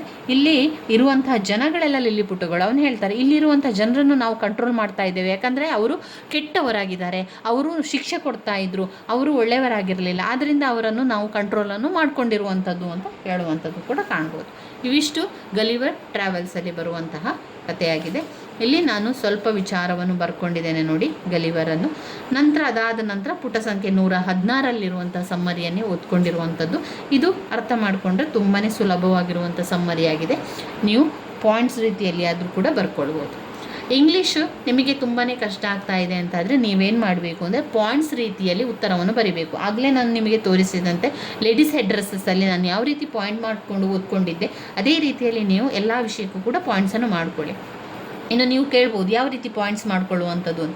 ಒಂದೊಂದು ವರ್ಡನ್ನು ಪಾಯಿಂಟ್ಸ್ ಆಗಿ ತಗೊಳ್ಳುವಂಥದ್ದು. ಉದಾಹರಣೆಗೆ ಇಲ್ಲಿ ನಾವು ತಗೊಳ್ತೇವೆ ನೋಡಿ, ಡೊಮೆಸ್ಟಿಕ್ ವರ್ಕ್ ಅಂತ ಒಂದು ಪಾಯಿಂಟ್ಸನ್ನು ತಗೊಳ್ಳುವಂಥದ್ದು, ಅಲ್ಲಿ ಮೇರ್ ಇತ್ತು ಅಂತ ಒಂದು ಪಾಯಿಂಟ್ಸನ್ನು ತಗೊಳ್ಳುವಂಥದ್ದು, ಇಂಟೆಲಿಜೆಂಟ್ ದ ಪೀಪಲ್ ಅಂತ ತಗೊಳ್ಳುವಂಥದ್ದು. ಇದನ್ನು ಪಾಯಿಂಟ್ಸ್ ಆಗಿ ತಗೊಂಡು ಅದನ್ನು ವಿವರಿಸ್ತಾ ಹೋಗುವಂಥದ್ದು. ಗಲಿವರ್ ಏನು ಮಾಡ್ತಾನೆ, ಹುಯಾನ್ ಮೊನ್ ಎನ್ನುವಂಥ ಜೊತೆಗೆ ಇರುವಂಥದ್ದು, ಅವರ ಹಿಂದೆ ಹೋಗುವಂಥದ್ದು, ಅವರ ಹಿಂದೆ ಹೋಗಿ ಅವರು ಕೊಟ್ಟದ್ದನ್ನು ತಿನ್ನುವಂಥ ಕೆಲಸಗಳನ್ನು ಮಾಡ್ತಾ ಇರ್ತಾನೆ. ಗಲಿವರಿಗೆ ದಾರಿ ತಪ್ಪಿ ಹೋಗಿದೆ, ಅವನ ಒಂದು ಶಿಪ್ ಡೆಸ್ಟ್ರಾಯ್ ಆಗಿದೆ, ಸ್ಟ್ರೋಮಿಗೆ ಸಿಕ್ಕಿ ಹಾಳಾಗಿದೆ. ನಂತರ ಈಜ್ಕೊಂಡು ಅವನು ದಡವನ್ನು ಸೇರ್ತಾನೆ, ಯಾವುದೋ ಒಂದು ಊರಿಗೆ, ಐಲ್ಯಾಂಡಿಗೆ ಬರ್ತಾನೆ. ಆ ಐಲ್ಯಾಂಡ್ನಲ್ಲಿ ಈ ಕುದುರೆಗಳಿರುವಂಥದ್ದು, ಯಾಹೂ ಹೇಳುವಂತಹ ಕುದುರೆಗಳು, ಮಾತನಾಡುವಂತಹ ಕುದುರೆಗಳು, ಅರ್ಥ ಮಾಡಿಕೊಳ್ಳುವಂತಹ ಕುದುರೆಗಳು, ಮನೆ ಕೆಲಸಗಳನ್ನು ಮಾಡುವಂತಹ ಕುದುರೆಗಳು ಅವನಿಗೆ ಸಿಗುವಂಥದ್ದು. ಅವರ ಜೊತೆಗೆ ಕೆಲವು ಸಮಯಗಳ ಕಾಲ ಇದ್ದುಕೊಂಡು ನಂತರ ಅಲ್ಲಿಂದ ಅವನು ವಾಪಸ್ ತನ್ನ ಊರಿಗೆ ಮರಳುವಂಥದ್ದನ್ನು ನಾವಿಲ್ಲಿ ಕಾಣ್ಬೋದು. ಇವಿಷ್ಟು ಆದರೆ ನಮ್ಮ ಪಾಠ ಆಯಿತು. ಇಷ್ಟು ಓದಿದರೆ ಸಾಕು ಸ್ನೇಹಿತರೆ. ಇದರಲ್ಲಿ ಖಂಡಿತವಾಗಿಯೂ ಕೂಡ 2 ಪ್ರಶ್ನೆಗಳು ಬಂದೇ ಬರುವಂಥದ್ದು. Of studies, ladies head dresses, necklace ಮತ್ತು ಗಲಿವರ್ ಟ್ರಾವೆಲ್. ಇವಿಷ್ಟನ್ನು ಓದ್ಕೊಳ್ಳಿ. ನಿಮಗೆ ಸಮಯಾವಕಾಶ ಇದೆ ಅಂತ ಆದರೆ ಇನ್ನುಳಿದಿರುವಂಥ ಪಾಠ ಏನಿದೆ, ಅದರೊಳಗೆ ಕಥೆ ಏನಿದೆ, ಅರ್ಥ ಏನಿದೆ ಅಂತ ನೀವು ನೋಡ್ಕೊಳ್ಬೋದು. ಇಲ್ಲ ಅಂತಾದರೆ ಇಷ್ಟನ್ನು ಓದ್ಕೊಳ್ಳಿ. ಇವಿಷ್ಟು ಕೂಡ ಇಂಪಾರ್ಟೆಂಟ್ ಆಗಿರುವಂತಹ ಪಾಠಗಳಾಗಿದೆ.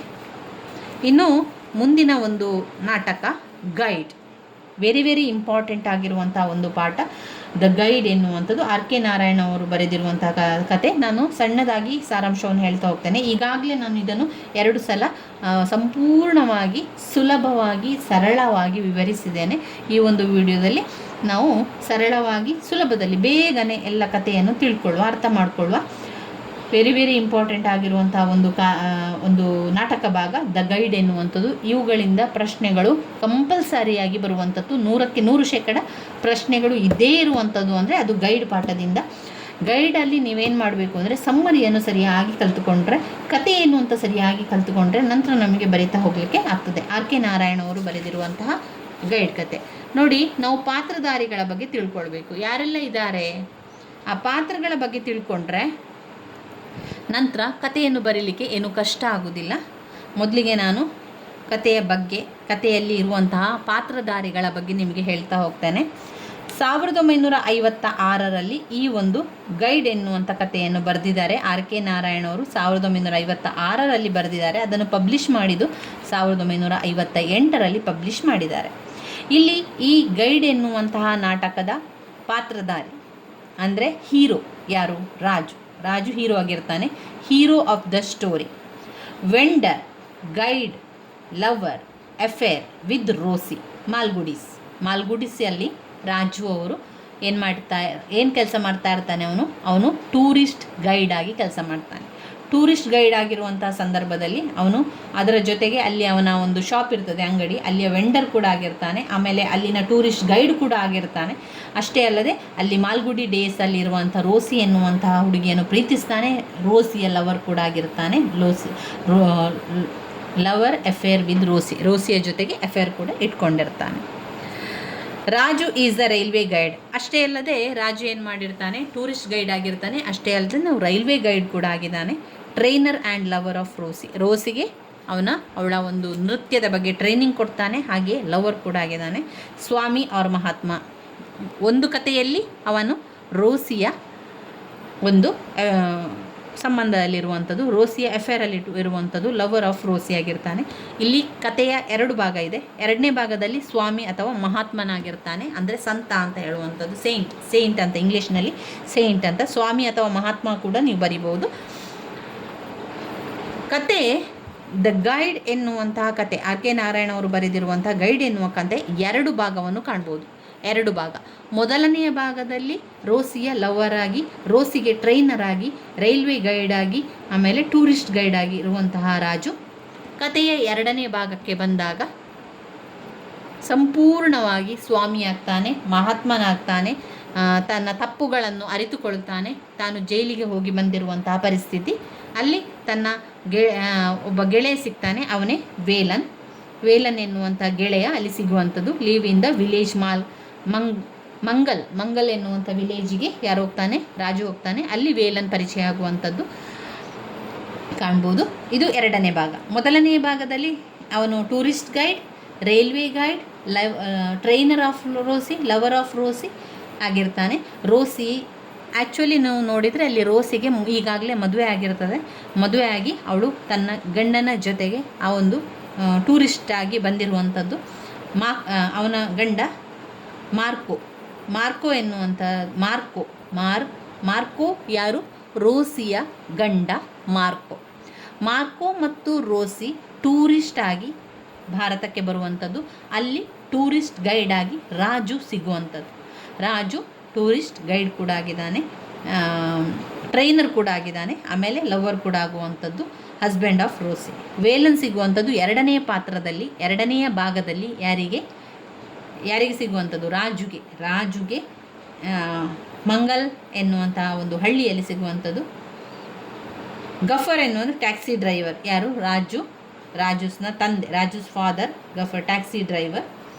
ರಾಜು ಮದರ್ ಇರ್ತಾಳೆ. ರಾಜು ಮತ್ತು ರಾಜುನ ಮದರ್ ಒಂದೇ ಮನೆಯಲ್ಲಿ ಅಲ್ಲಿ ಜೊತೆಗೆ ಅಂದರೆ ಸಿಟಿಯಲ್ಲಿರ್ತಾರೆ. ಅವನು ಹಳ್ಳಿಯಲ್ಲಿ ಕೂಡ ಅವರಿಗೆ ಮನೆ ಇರ್ತದೆ. ಹಳ್ಳಿಯಲ್ಲಿ ಕೂಡ ರಾಜುವಿನ ಅಮ್ಮ ಹಳ್ಳಿಯಲ್ಲಿ ಕೂಡ ಇರ್ತಾಳೆ, ಹಾಗೆ ಸಿಟಿಯಲ್ಲಿ ಕೂಡ ಬರ್ತಾ ಹೋಗ್ತಾ ಇರ್ತಾಳೆ. ರಾಜು ಅಮ್ಮನಿಗೆ ಎಜುಕೇಷನ್ ಇರೋದಿಲ್ಲ. ಅವರು ಶಿಕ್ಷಣ ಇಲ್ಲ, ಅನಕ್ಷರಸ್ಥರು, ಅನ್ಎಜುಕೇಟೆಡ್ ಟ್ರೆಡಿಷ್ನಲ್ ವುಮೆನ್. ಆದರೆ ರಾಜುವಿನ ಅಮ್ಮ ಶಿಕ್ಷಣ ಇಲ್ಲದಿದ್ದರೂ ಕೂಡ ಸಂಸ್ಕೃತಿಯನ್ನು ಹೊಂದಿರುವಂಥದ್ದು, ಟ್ರೆಡಿಷ್ನಲ್ ಆದಂತಹ ಒಂದು ವುಮೆನ್. ಇಲ್ಲಿ ಕಥೆಯ ಬಗ್ಗೆ ನೋಡುವ. ರಾಜುವಿನ ಅಮ್ಮ ಯಾರು? Uneducated traditional women. ಇಲ್ಲಿ ರಾಜು ಮತ್ತು ರೋಸಿಯ ನಡುವಿನ ಅಫೇರನ್ನು ಇಷ್ಟಪಡೋದಿಲ್ಲ ಅದನ್ನು ಅಫೋರ್ಸ್ ಮಾಡ್ತಾಳೆ, ಅದನ್ನ ಬಗ್ಗೆ ವಿರುದ್ಧ ವ್ಯಕ್ತಪಡಿಸ್ತಾಳೆ, ರಾಜುವಿನ ಬಗ್ಗೆ ಹೇಳ್ತಾಳೆ, ರಾಜು ನೋಡು ಬೇಡ ರೋಸಿ, ಅವಳಿಗೆ ಈಗಾಗಲೇ ಮದುವೆ ಆಗಿದೆ, ಅವಳ ಜೊತೆಗೆ ನೀನಿರೋದು ಸರಿಯಲ್ಲ ಎಂದು ಹೇಳಿದ್ರು ಕೂಡ ರಾಜು ಅದನ್ನು ಒಪ್ಪದೆ, ರಾಜು ಅಮ್ಮನ ಮಾತನ್ನು ಕೇಳುವುದಿಲ್ಲ. ಅಂಥ ಸಂದರ್ಭದಲ್ಲಿ ಅಮ್ಮ ತನ್ನ ಮಗ ನನ್ನ ಮಾತನ್ನು ಕೇಳ್ತಾ ಇಲ್ಲ, ನಾನಿಲ್ಲಿ ಇರುವುದಿಲ್ಲ ಅಂತ ಹೇಳಿ ಅವಳು ಹಳ್ಳಿಗೆ ಹೊರಟೋಗ್ತಾಳೆ. ಯಾರು? ರಾಜುವಿನ ಅಮ್ಮ ಹಳ್ಳಿಗೆ ಹೊರಟು ಹೋಗ್ತಾಳೆ. ಬನ್ನಿ, ಕತೆ ಏನಾಗ್ತದೆ, ಏನೆಲ್ಲ ತಿರುವು ಪಡಿತದೆ, ಯಾವ ರೀತಿ ಅವನ ಬದುಕು ಬದಲಾವಣೆಗಳಾಗ್ತದೆ ಅಂತ ನಾನು ನಿಮಗೆ ತಿಳಿಸ್ತಾ ಹೋಗ್ತಾನೆ. ಇನ್ನು ಸಮ್ಮರಿಯನ್ನು ನಾವು ನೋಡಿದರೆ, ಸಮ್ಮರಿಯನ್ನು ಕೂಡ ನಿಮಗೆ ನಾನು ಕೊಡ್ತೇನೆ. ಸಮ್ಮರಿ ಪುಟ ಸಂಖ್ಯೆ 118 ನೋಡಿ.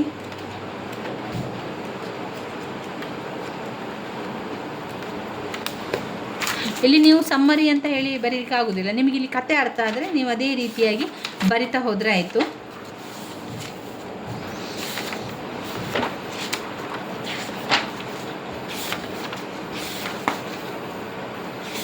ಇಲ್ಲಿ ತುಂಬ ಇದೆ, ಅದು ಎಷ್ಟಿದೆ ಅಂದರೆ ತುಂಬಾ ಇದೆ. ಅವರು ಕೊಟ್ಟಿರುವಂತಹ ಅನಾಲಿಸಿಸನ್ನು ಸ್ವಲ್ಪ ನೋಡ್ಕೊಳ್ಳಿ. ನೋಡಿ, ಸ್ವಲ್ಪ ಅನಾಲಿಸಿಸ್ ಅವರು ಕೊಟ್ಟಿದ್ದಾರಲ್ವ, ಆ ಅನಾಲಿಸಿಸನ್ನು ನೋಡ್ಕೊಳ್ತಾ ಇರಬೇಕು. ನಾನೇನು ಮಾಡಿದ್ದೇನೆ ಅಂದರೆ ಈ ರೀತಿಯಾಗಿ ಕಥೆಯನ್ನು ಬರ್ಕೊಂಡು ಇದಕ್ಕೆ ಸಂಬಂಧಪಟ್ಟಂತೆ ಬರಿತಾ ಹೋಗಿರುವಂಥದ್ದು. ಇದಕ್ಕೆ ಪ್ರತ್ಯೇಕವಾಗಿ ಅಂತ ನಾನೇನು ಬರೆದಿಲ್ಲ.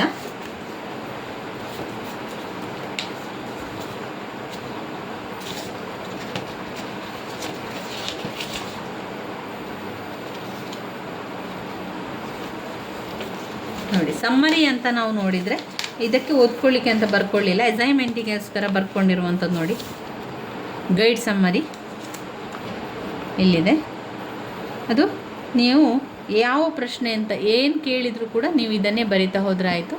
ನಿಮಗಿದು ಕಷ್ಟ ಅಂತ ಅನ್ನಿಸ್ತಿದ್ರೆ ಬೇರೆ ಕಡೆಯಲ್ಲಿ ನೋಡಿ ಹುಡ್ಕೊಂಡು ಬರ್ಕೊಳ್ಳಿ. ಅದರ ಬಗ್ಗೆ ತುಂಬಾ ಇಂಪಾರ್ಟೆಂಟ್ ಆಗಿರುವಂತಹ ಪಾಠ, ವೆರಿ ಇಂಪಾರ್ಟೆಂಟ್ ಪ್ರಶ್ನೆಗಳು ಬಂದೇ ಬರುವಂತಹ ಪಾಠ ಆಗಿದೆ. ಈಗ ನಾವು ಕಥೆಯ ಬಗ್ಗೆ ಹೇಳ್ತಾ ಹೋಗ್ತಾನೆ. ರಾಜು ಮಾಲ್ಗುಡಿಯಲ್ಲಿ ಟೂರ್ ಗೈಡ್ ಆಗ್ತಾನೆ, ರೈಲ್ವೆ ಗೈಡ್ ಆಗಿರ್ತಾನೆ. ರಾಜುವಿನ ತಂದೆ ಟ್ಯಾಕ್ಸಿ ಇರ್ತದೆ, ಹಾಗೆ ಶಾಪ್ ಕೂಡ ಇರ್ತದೆ. ರಾಜು ವೆಂಡರ್ ಆಗಿರ್ತಾನೆ, ರೈಲ್ವೆ ಗೈಡ್ ಆಗಿರ್ತಾನೆ, ಟೂರಿಸ್ಟ್ ಗೈಡ್ ಆಗಿರ್ತಾನೆ ಮಾಲ್ಗುಡಿಯಲ್ಲಿ. ಅವನ ಜೀವನ ಇದೇ ರೀತಿಯಾಗಿ ಸಾಗ್ತಾ ಇರ್ತದೆ. ಯಾರಾದರೂ ಟೂರಿಸ್ಟ್ನವರು ಬಂದರೆ ಅವರಿಗೆ ಪ್ಲೇಸ್ಗಳನ್ನು, ಜಾಗಗಳನ್ನು ತೋರಿಸುವಂಥದ್ದು, ಅದರ ಬಗ್ಗೆ ಮಾಹಿತಿಯನ್ನು ಕೊಡುವಂಥದ್ದೆಲ್ಲ ಮಾಡ್ತಾ ಇರ್ತಾನೆ. ಇಂಥ ಸಂದರ್ಭದಲ್ಲಿ ಗಂಡ ಹೆಂಡತಿ ಟೂರಿಸ್ಟ್ ಬರ್ತಾರೆ. ಈ ಗಂಡ ಹೆಂಡತಿ ಟೂರಿಸ್ಟ್ ಯಾರು ಬರ್ತಾರೆ ಅಂದರೆ ಮಾರ್ಕೋ ಮತ್ತು ರೋಸಿ ಎನ್ನುವಂತಹ ದಂಪತಿಗಳು. ಮಾರ್ಕೋ ಮತ್ತು ರೋಸಿ ಎನ್ನುವಂತಹ ದಂಪತಿಗಳು ಆ ಜಾಗವನ್ನು ನೋಡಲಿಕ್ಕೆ ಅಂತ ಬರ್ತಾರೆ ಮಾಲ್ಗುಡಿಸಿಗೆ. ಸರಿ, ರಾಜು ಗೈಡಾಗಿ ಇರ್ತಾನೆ. ಅವರ ರೂಮಿಗೆ ಬಿಟ್ಟು ಬಿಡುವಂಥದ್ದು, ಕರೆದುಕೊಂಡು ಹೋಗುವಂಥದ್ದು, ಟ್ಯಾಕ್ಸಿ ವ್ಯವಸ್ಥೆ ಮಾಡುವಂಥದ್ದು, ಆ ಪ್ಲೇಸ್ಗಳನ್ನು ತೋರಿಸುವಂಥದ್ದು ಎಲ್ಲ ಕೆಲಸಗಳನ್ನು ರಾಜು ಮಾಡ್ತಾನೆ. ರಾಜುವನ್ನು ತುಂಬಾ ಇಷ್ಟಪಡ್ತಾರೆ ಮಾರ್ಕೋ ಮತ್ತು ರೋಸಿ. ಇಬ್ಬರಿಗೂ ಕೂಡ ಇವನ ಒಂದು ಗೈಡ್ ತುಂಬಾ ಇಷ್ಟಪಡಲಿಕ್ಕೆ ಆರಂಭ ಮಾಡ್ತಾರೆ. ತುಂಬಾ ಸಲುಗೆಯಿಂದ ಇರ್ತಾರೆ. ಒಂದು ದಿವಸ ರಾಜು ತನ್ನ ಟೂರಿಸ್ಟ್ ಆದಂತಹ ಮಾರ್ಕೋ ಮತ್ತು ರೋಸಿಯನ್ನು ರೂಮಿಗೆ ಬಿಟ್ಟ ನಂತರ ಹೊರಗಡೆ ಒಂದು ಹಾವಾಡಿಗ ಇರ್ತಾನೆ, ಹಾವು ಕುಣಿಸ್ತಾ ಇರ್ತಾನೆ. ಅಲ್ಲಿ ನೃತ್ಯವನ್ನು ಮಾಡ್ತಾ ಇರ್ತಾರೆ. ಅದನ್ನು ನೋಡ್ತಾ ಇರುವಂಥ ಸಂದರ್ಭದಲ್ಲಿ ರೋಸಿ ಕೂಡ ಅದು ಕೇಳ್ತದೆ. ರೋಸಿ ರೂಮಿನಿಂದ ಸೀದಾ ಬಂದು ಆ ಒಂದು ಹಾವಾಡಿಗನ ಎದುರು ನೃತ್ಯ ಮಾಡಲಿಕ್ಕೆ ಆರಂಭ ಮಾಡ್ತಾಳೆ. ಇದನ್ನು ಕಂಡಂಥ ರಾಜುಗೆ ಅವಳನ್ನು ನೋಡಿ ತುಂಬಾ ಖುಷಿ ಆಗ್ತದೆ. ಹೇಳ್ತಾನೆ, ನೀವು ಇಷ್ಟೊಂದು ಅದ್ಭುತವಾಗಿ ನೃತ್ಯವನ್ನು ಮಾಡ್ತಾ ಇದ್ದೀರಾ, ನೀವು ಈ ಒಂದು ನೃತ್ಯವನ್ನು ಮುಂದುವರಿಸಬೇಕು, ಇದಕ್ಕೆ ಒಳ್ಳೆಯ ಅವಕಾಶಗಳಿದೆ. ಈ ಒಂದು ನೃತ್ಯವನ್ನು ನೀವು ಉತ್ತಮವಾಗಿ ನಡೆಸಿಕೊಂಡು ಹೋದರೆ ನಿಮಗೆ ಒಳ್ಳೆಯ ಒಂದು ಏನಿದೆ ಮುಂದಿನ ಫ್ಯೂಚರ್ ಇದೆ ಅಂತ ಹೇಳ್ತಾನೆ ಅವನು. ಇದನ್ನು ಕೇಳಿ ಖುಷಿಪಟ್ಟಂತಹ ರೋಸಿ ಹೇಳ್ತಾಳೆ, ನೀನು ಈ ರೀತಿ ನನಗೆ ಸಪೋರ್ಟ್ ಮಾಡಿದೆಯಾ, ತುಂಬ ಧನ್ಯವಾದಗಳು ಅಂತ ಹೇಳ್ತಾಳೆ. ಅವಳಿಗೆ ಕೂಡ ರಾಜುವನ್ನು ಇಷ್ಟ ಆಗಲಿಕ್ಕೆ ಆರಂಭ ಆಗ್ತದೆ. ರೋಸಿ ರಾಜುವನ್ನು ಇಷ್ಟಪಡಲಿಕ್ಕೆ ಆರಂಭ ಮಾಡ್ತಾಳೆ.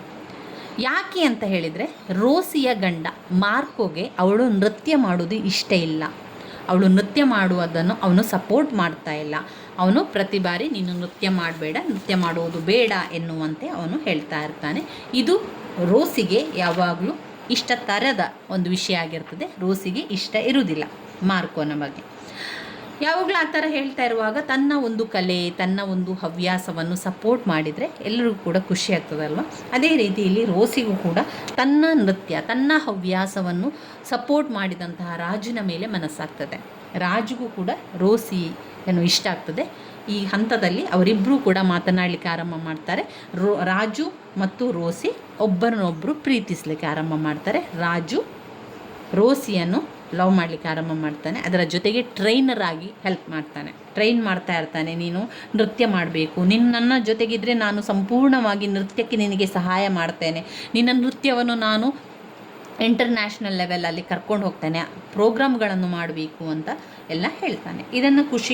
ಇದೆಲ್ಲ ಮಾತುಗಳು ರೋಸಿಗೆ ತುಂಬಾ ಖುಷಿ ಆಗ್ತದೆ. ನನ್ನ ಜೀವನ ಬದಲಾವಣೆ ಆಗ್ತದೆ ಅಂತ ಅಂದ್ಕೊಳ್ತಾಳೆ. ಇದರಿಂದಾಗಿ ಈ ರಾಜು ಮತ್ತು ರೋಸಿಯ ನಡುವಿನ ಈ ಸಂಬಂಧ ಮಾರ್ಕುಗೆ ತಿಳಿತದೆ, ಗಂಡನಿಗೆ ತಿಳಿತದೆ. ಗಂಡ ಅವಳನ್ನು ಬಿಟ್ಟು ವಾಪಸ್ ತನ್ನ ಊರಿಗೆ ಹೊರಡ್ತಾನೆ. ಯಾರು? ಮಾರ್ಕು ರೋಸಿಯನ್ನು ಬಿಟ್ಟು ನೀನೇನು ಬೇಕಾದರೂ ಮಾಡು, ನೀನಿಲ್ಲಿ ಇರು ಅಂತ ಹೇಳಿ ಮಾರ್ಕು ರೋಸಿಯನ್ನು ಬಿಟ್ಟು ಹೊರಟು ಹೋಗ್ತಾನೆ. ಹೊರಟು ಹೋದ ನಂತರ ಈಗ ರಾಜುಗೆ ತುಂಬಾ ಖುಷಿಯಾಗಿದೆ. ರಾಜು ಮತ್ತು ರೋಸಿ ಜೊತೆಯಾಗಿರ್ತಾರೆ, ರಾಜುವಿನ ಮನೆಯಲ್ಲೇ ಇರ್ತಾರೆ. ಆದರೆ ರಾಜುವಿನ ಅಮ್ಮನಿಗೆ ಒಂದು ಚೂರು ಕೂಡ ಇದು ಇಷ್ಟ ಆಗೋದಿಲ್ಲ. ರಾಜುವಿನ ಅಮ್ಮ ಅನ್ಎಜುಕೇಟೆಡ್ ಟ್ರೆಡಿಷ್ನಲ್ ವುಮೆನ್ ಆಗಿರ್ತಾರೆ. ಯಾರು? ರಾಜುವಿನ ಅಮ್ಮ ಅನ್ಎಜುಕೇಟೆಡ್ ಟ್ರೆಡಿಷ್ನಲ್ ವುಮೆನ್ ಆಗಿರ್ತಾಳೆ. ಅವಳು ಹೇಳ್ತಾಳೆ, ಬೇಡ, ಈ ರೀತಿ ಮಾಡಬಾರ್ದು, ಅವಳಿಗೆ ಮದುವೆ ಆಗಿದೆ, ಈ ರೀತಿಯಾಗಿ ನೀನು ಮಾಡಿಕೊಂಡ್ರೆ ಅವಳ ಜೀವನ ಬದಲಾವಣೆ ಆಗ್ತದೆ, ಹಾಳಾಗ್ತದೆ, ನಿನ್ನ ಜೀವನ ಕೂಡ ಹಾಳಾಗ್ತದೆ, ಮಾಡಬೇಡ ಅಂತ ಕೇಳಿದರು. ರಾಜು ಒಪ್ಪಿಕೊಳ್ಳೋದಿಲ್ಲ. ಇದನ್ನು ಒಪ್ಪಿಕೊಳ್ಳಾದಾಗ ರಾಜುವಿನ ಅಮ್ಮನಿಗೆ ದುಃಖ ಆಗ್ತದೆ. ಅವಳು ಹೇಳ್ತಾಳೆ, ನಾನು ಊರಿಗೆ ಹೋಗ್ತೇನೆ, ನಾನು ಇಲ್ಲಿರುವುದಿಲ್ಲ ನಿನ್ನ ಜೊತೆಗೆ, ಅವಳು ಕೂಡ ಇದ್ದಾಳೆ, ನಾನು ಇರುವುದಿಲ್ಲ ಅಂತ ಹೇಳಿ ರಾಜುವಿನ ಅಮ್ಮ ಊರಿಗೆ ಹೊರಟೋಗ್ತಾಳೆ. ಈಗ ಮನೆಯಲ್ಲಿ ರಾಜು ಮತ್ತು ರೋಸಿ ಮಾತ್ರ ಇರ್ತಾರೆ. ಇವರಿಬ್ಬರು ತಮ್ಮ ಜೀವನವನ್ನು ಆರಂಭ ಮಾಡ್ತಾರೆ. ಅವನು ಸಂಪೂರ್ಣವಾಗಿ ತನ್ನ ಕೆಲಸವನ್ನೆಲ್ಲ ಬಿಟ್ಟು, ಅಂದರೆ ರೈಲ್ವೆ ಟ್ರೈನರ್ ಆಗಿ ಬಿಡ್ತಾನೆ, ಆಮೇಲೆ ಟೂರಿಸ್ಟ್ ಗೈಡ್ ಆಗಿ ಬಿಡ್ತಾನೆ, ವೆಂಡರ್ ಆಗಿ ಅವನು ಬಿಟ್ಟು ಕೆಲಸಗಳನ್ನೆಲ್ಲ ಬಿಟ್ಟು ರೋಸಿಯ ಜೊತೆಗೆ ಇರುವಂಥದ್ದನ್ನು ಮಾಡ್ತಾನೆ. ರೋಸಿಯ ನೃತ್ಯಕ್ಕೆ ಬೇಕಾದಂಥ ಸ್ಟೇಜ್ ರೆಡಿ ಮಾಡ್ತಾನೆ, ರೋಸಿಯ ನೃತ್ಯಕ್ಕೆ ಬೇಕಾದಂಥ ಅವಕಾಶಗಳನ್ನು ಮಾಡುವಂಥದ್ದು, ಪ್ರೋಗ್ರಾಮ್ಗಳನ್ನು ಕೊಡುವಂಥ ಕೆಲಸಗಳನ್ನು ರಾಜು ಈಗ ಮಾಡಲಿಕ್ಕೆ ಆರಂಭ ಮಾಡಿದ್ದಾನೆ. ಈಗ ರಾಜುಗೆ ತುಂಬಾ ಅವಕಾಶಗಳು ಸಿಗ್ತಾ ಇದೆ ರೋಸಿಯ ನೃತ್ಯದಿಂದಾಗಿ. ರೋಸಿಯ ನೃತ್ಯಕ್ಕೆ ಬೇರೆ ಬೇರೆ ಕಡೆಯಿಂದ ಅವಕಾಶಗಳು ಬರ್ತಾ ಇದೆ, ತುಂಬಾ ದುಡ್ಡನ್ನು ಮಾಡ್ತಾ ಇದ್ದಾರೆ, ತುಂಬಾ ಶ್ರೀಮಂತರಾಗ್ತಾರೆ, ತುಂಬಾ ಹಣವನ್ನು ಕೂಡ ಸಂಪಾದನೆ ಮಾಡ್ತಾರೆ. ಒಂದು ದಿವಸ ಈ ರೀತಿಯಾಗಿ ಅವರಿಬ್ಬರು ತುಂಬಾ ಖುಷಿಯಾಗಿರ್ತಾರೆ, ಹ್ಯಾಪಿಯಾಗಿರ್ತಾರೆ. ಅಂಥ ಸಂದರ್ಭದಲ್ಲಿ ಈಗ ದುಡ್ಡು ಕೂಡ ಆಗಿದೆ ಕೈಯಲ್ಲಿ, ತುಂಬಾ ಹೆಸರು ಕೂಡ ಬಂದಿದೆ, ಜನರು ಗುರುತಿಸ್ತಾ ಇದ್ದಾರೆ, ಎಲ್ಲ ಕಡೆ ಪ್ರೋಗ್ರಾಮ್ಗಳನ್ನು ಕೊಡ್ತಾ ಇದ್ದಾರೆ. ಈ ರೀತಿಯಾಗಿರುವಂಥ ಸಂದರ್ಭದಲ್ಲಿ ಅವರ ನಡುವೆ ಸಣ್ಣ ಪುಟ್ಟ ಜಗಳಗಳು ಸ್ಟಾರ್ಟ್ ಆಗಲಿಕ್ಕೆ ಆರಂಭ ಆಗ್ತದೆ. ಒಂದು ದಿವಸ ಪೊಲೀಸರು ಅವರ ಮನೆಗೆ ಬಂದು